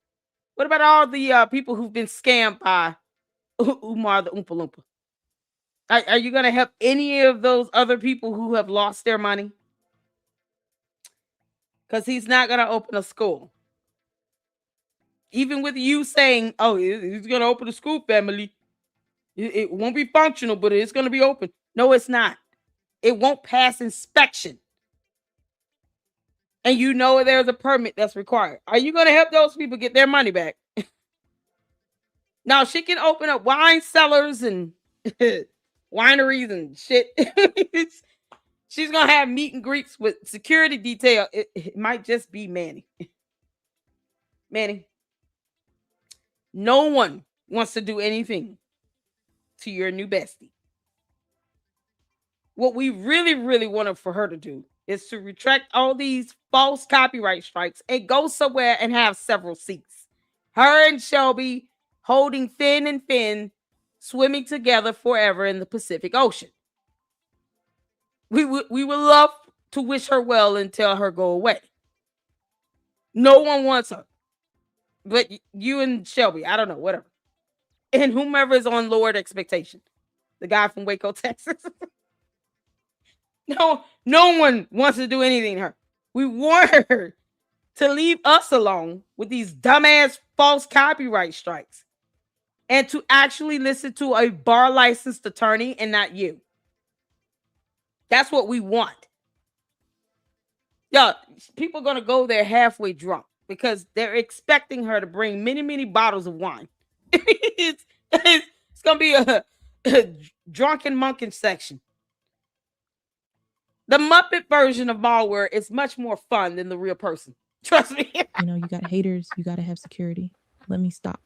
We don't care about you, girl. It's just something I have to put in play. So that's girl, what I wanted to share with you guys. So I hope a security team is it's something that channel members, if I come in your neck of the wood, you guys participate in something that you guys enjoy, and it'll be nice, like I said, to meet you guys as well.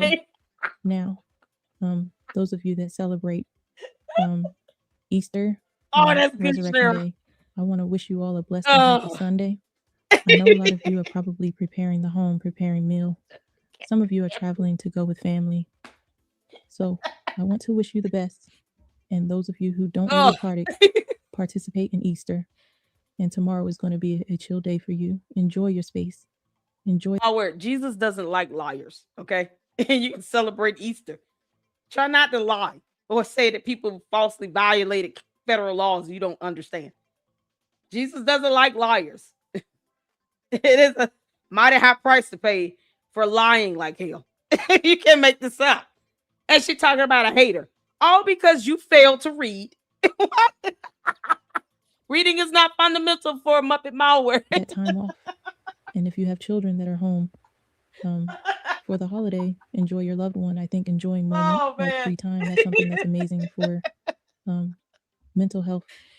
I really believe that I believe in taking time and rejuvenating to regroup, and then it's like a reset button. So I'm big for that. I truly believe in that. I hope it's a blessed day for each and every one of you. In Ohio, we're experiencing beautiful weather. Today was amazing. Now, it rained a little later because I had to make some run to get some chocolate from my table. It'll be garnished, but also as gift from my guests. Watch out. So it rained, but the weather is holding up beautiful. So we're expecting. Shelby doesn't mind the rain at all, y'all. He's a sea turtle, okay? He's cool with the water. As a matter of fact, he needs it. Keeps him moisturized. MALWARE, how dare you let Shelby dry out? Oh, you mean Muppet. And beautiful weather as well for Easter. So, which is nice. Ohio, you guys, we could go from 70 and the next day you got to put on the coat. It's 20 degrees. That's not something that's not, not it's common for us. Put it that way. Y'all, it's called weather. Weather. That's how weather works. So, I'm going to keep this short. I'm going to keep it sweet. Usually I do this with Gina, but before I leave, let me recap. Like I said, I picked the dating app. I picked the dating app that I felt was a better fit for me because what I learned, I really did my research, and she'll explain her process. What I learned. She did some research on a dating app, but not on copyright laws. The audacity. How dare you?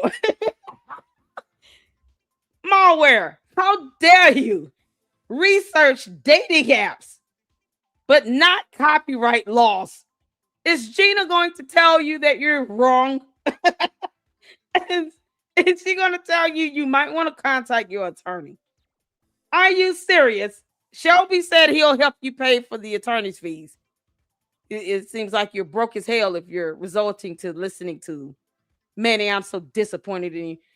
And he's only using Chat GPT because he didn't go to law school. You can't afford an attorney. How is she affording the meet and greet? Oh, she's going to have a security team. Where is Buster? Have y'all seen or heard from the dog? MALWARE, Muppet MALWARE. I want you to produce this Muppet Buster dog. However, that needs to happen. We're concerned about the dog. We want to know if he's alive and okay. Where is Buster? Hashtag where is Buster? They're not, the concept is the same for all the dating apps. Each of them gives you their unique feature. Like I said, the one that allows you to talk with an individual without exchanging your real phone number, which the app is a buffer. I like that. I know, right? That's a nice feature, oh my God, especially for women until you get to navigate who you're dealing with. She can't research, how checks work, but yeah, she can research a dating app. She won't research copyright laws or fair use act. No, that's But that dating app, lowered expectations is not that even difficult. Been around for decades, girl. And there's also one that allow the woman to make the first move, which I like that too. What? I kind of like that feature, but again, some women prefer the guy to make the same move. Like I said, they all give you their own little feature. So I think it's important to kind of research the dating app to see if it fits you. And if it fits you. Muppet MALWARE, what move are you going to make first? Are we talking about like the first kiss or the first shelling? Oh, Shelby gonna be so pissed. She's gonna be retracted in her shell for a week, dealing around with Wacos. Yeah, this guy on lowered expectation. Hank is his name. Yeah. I think you'll have a better success rate instead of just picking a trendy dating app or just getting on that dating app because your friend or your brother or your sister or your cousin's on it. See if it fits you to help you get success to get as much. MALWARE, you can't get on a dating app that your brother and cousins are on. Do you understand how weird that is? She's worried about a security detail. No. We should probably have security detail. You want our personal information. You dumb Muppet. you trying to get our personal information from false copyright strikes. If anybody needs security details, we need them. All the content creators you filed these false copyright strikes against. No, we need the security details. I'm gonna have to get me a Buster. It's gonna be robotic. I can't believe this Muppet. She says she's trying to make the first move on a dating app where her brothers and cousins might be on. You can't make this up. What is it called? Family Triangle Singles 101? What do you mean? You can out of that damn app. And also, when I was selecting the individual, I really focused in on the bio. I think that's important. I think a lot of people, they get on this. I'm speculating now. Why? They're just swiping on attraction. Oh, I kind of look Lord. at the bio just to see, is this person going to be a fit for me? Because I think in the person bio, it's giving you a glimpse of who that individual is to see if, like, do we have anything in common? Will this work for the both of us? You know, that kind of stuff. So I was big going. And again, she's going to tell you why she picked her up. She's going to tell you what was her credential for picking her candidate. My biggest one was reading the app to see if that person and I kind of had a connection. And then when I connected with that individual, I kept the conversation about 4 days, meaning the texting conversation. And then I graduated on the phone on the app without exchanging number. And then on the first date, which was present, like I said, I didn't have a negative experience, even though I was. Oh my God! You went on a first date. You cheated on Shelby. How dare you? Was it your brother or your cousin? Cause you just said you just said this app could have your brothers or cousins on it. What do you mean? And she talked about a security detail for the haters. No, I think your own relatives are the ones you might have to look out for. They might not be too happy to know that you've already committed yourself to Shelby the sea turtle. I can't believe this. She talking about something that's designed for dating, where her brothers and cousins could be on it as well, using it. Oh dear Lord. When Gina, oh dear Lord. Brought the idea, I cringe a little. I'm like, I don't know, because I don't do dating app. But like I said, it wasn't a bad experience. Went on a date? I used precaution, of course. Did you? And then even though like I said, the app, the concept is the same. They break down safety feature. She said she used precaution. Oh you realize a plastic trash bag is not proper precaution. Malware, Muppet malware. You can't just use a trash bag. That's not gonna work. This is unbelievable. I mean, if it's your brother or cousin, why even go through that? For male and female. And that's another thing, when you really kind of look over the app to see if it fits you, you can see, hey, I like these feature safety better than this feature safety. So that's how I moved. Yeah, she's definitely like Umar. And stuff like that. So when we get back, what we will do, we will be showing the documented date to you guys, to show you guys how the process went for each of us. She went on bringing a date. The profile picture. We'll be bringing photograph with the person. No, we'll be just documenting the date. No, you can't. Picture of the meal. You can't. You can't. You know why? Because that's called doxing. What if this person, your brother or cousin, does not want to be known? You can't bring a photo of someone from this dating app. We have no idea the name of it, and I don't want to know at this point, because you're talking about brothers and cousins using this app. So no, thank you. Lowered expectations would be a better option for you, but whatever this dating app is all yours. But you can't bring a photo of someone else to a meet and greet. They have to give you permission to use their photo. They're not putting themselves out there on their own. It's not like this person, brother or cousin, is saying, I'm the individual she went out on this date with. Here's my YouTube channel. We don't know who that person is.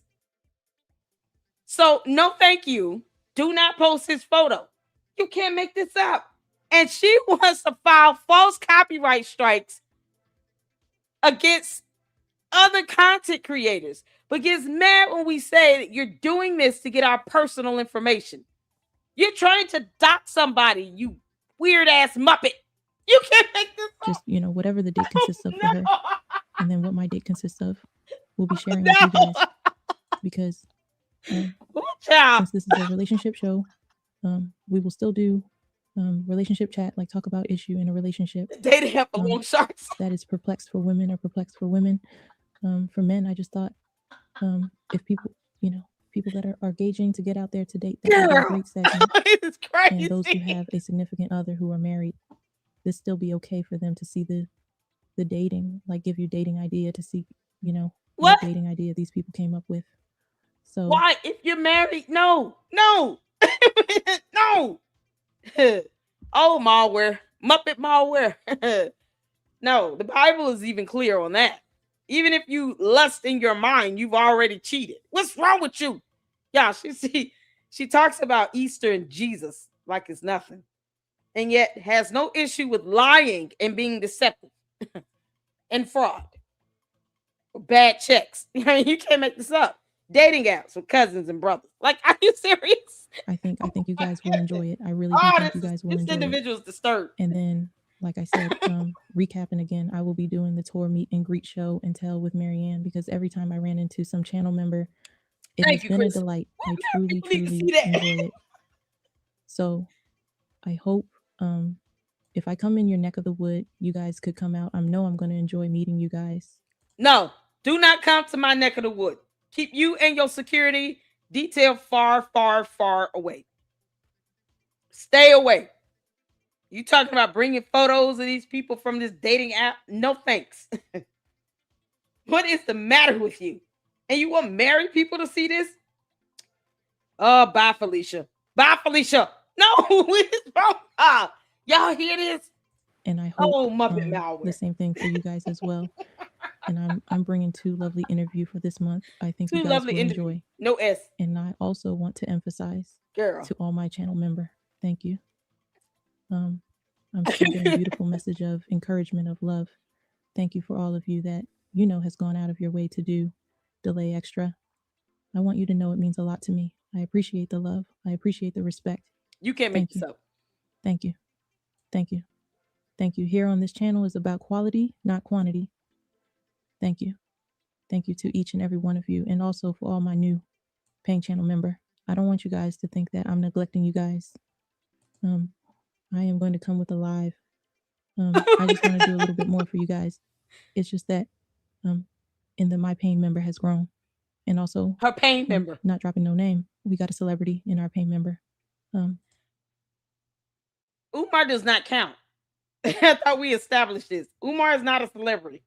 Unless somehow you've shown your true colors. Muppet malware. You consider him a friend and a celebrity now? Is that what we're doing? Buster has more of a celebrity status with us than you and Umar combined. You understand? Who in the hell is the celebrity? Lord. I have a feeling it might be SpongeBob SquarePants. Group, welcome. Thank you for joining a little channel like myself. I appreciate it. I hope you enjoy the content that I bring. I look forward to interacting with you, because on my paying member channel, my members, our chat is open, so I will be engaging with you guys there. You can't make this up. I'm going to keep it short. It's just me tonight. Gina isn't here. This is but not like short. I said, I hope you guys are excited with this new concept that Gina and I are bringing to you guys. Documenting, going on an app, documenting, meeting an individual, and bringing the experience. I think speaking it and actually showing it just brings a lot of bit more. Oh my good God. How would I say connection to it all? Thank you for all of you who have tuned in. Once again, like I said, tomorrow, Resurrection Sunday. Some of you that celebrate it, I hope you have a blessed and happy Sunday. May you all enjoy tomorrow. And those of you who won't be participating in the holiday, may you have a chill and relaxed day. Again, enjoy your space and be at peace. Thank you for all of you who have shown me love, who have shown me respect. And thank you for supporting the channel. And for some of you, if this is the first time you stumble on the channel, please, if you like what you see here, like and subscribe. Until next time, Marianne, thank you. Which way? Y'all, this has been brought to you by Lowered expectations. Y'all, let's give Lowered Expectations a hand clap of praise.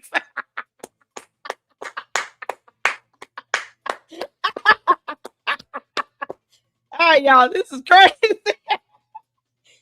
Oh my dear Lord. Oh, that was too funny.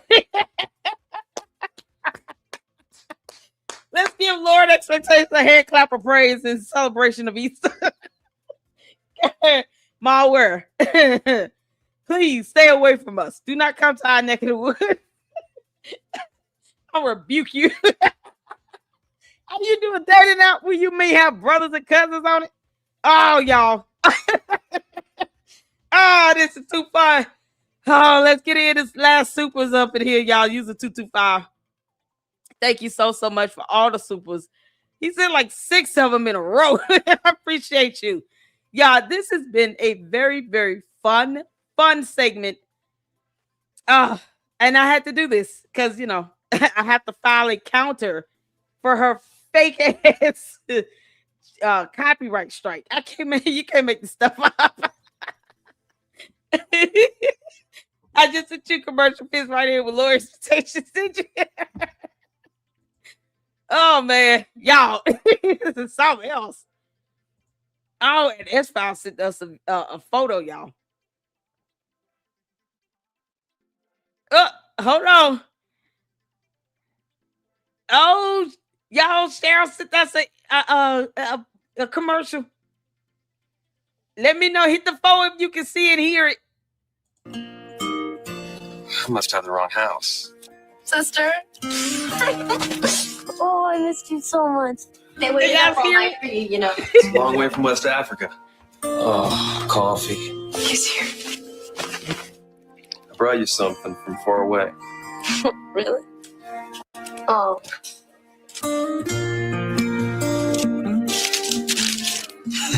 What are you doing? Oh. You're my present this year. Oh. The best part of waking up is Folgers in your cup. See?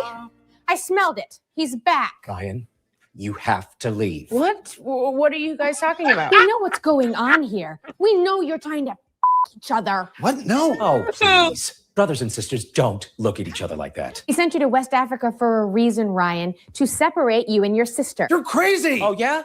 What's this? He's my present this year. Jesus Christ. Okay. We're Oh my God! Oh my God! I'm your son, and I'm in love with your daughter. Oh, no! Ryan, what is in that box? What's in the box, Ryan? It's mine. It's a protection.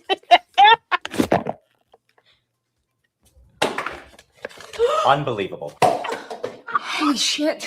Emily, I love that we have so much in common because we grew up together.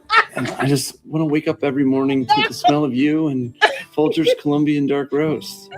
Emily, will you make me the happiest brother? Dad! Get off of him! I love him! Oh, no! Just your No! stop it! Oh, no! I just want my brother! It's Folgers in your cup. Ow! That's got to be the name of that dating app. Oh, Folgers. The dating app where you can get up with a brother or a cousin.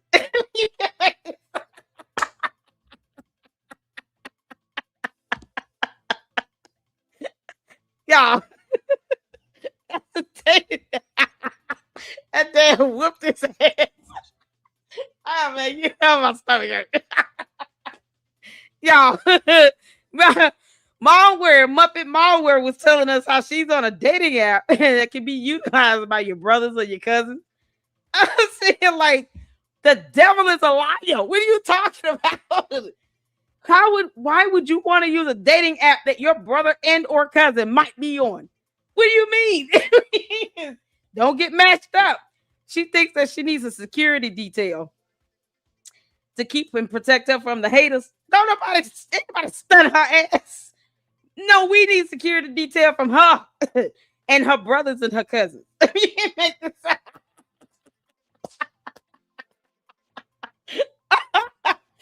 Oh, got it fit right in. Malware was the one talking about using a dating app where her brothers and cousins are using it.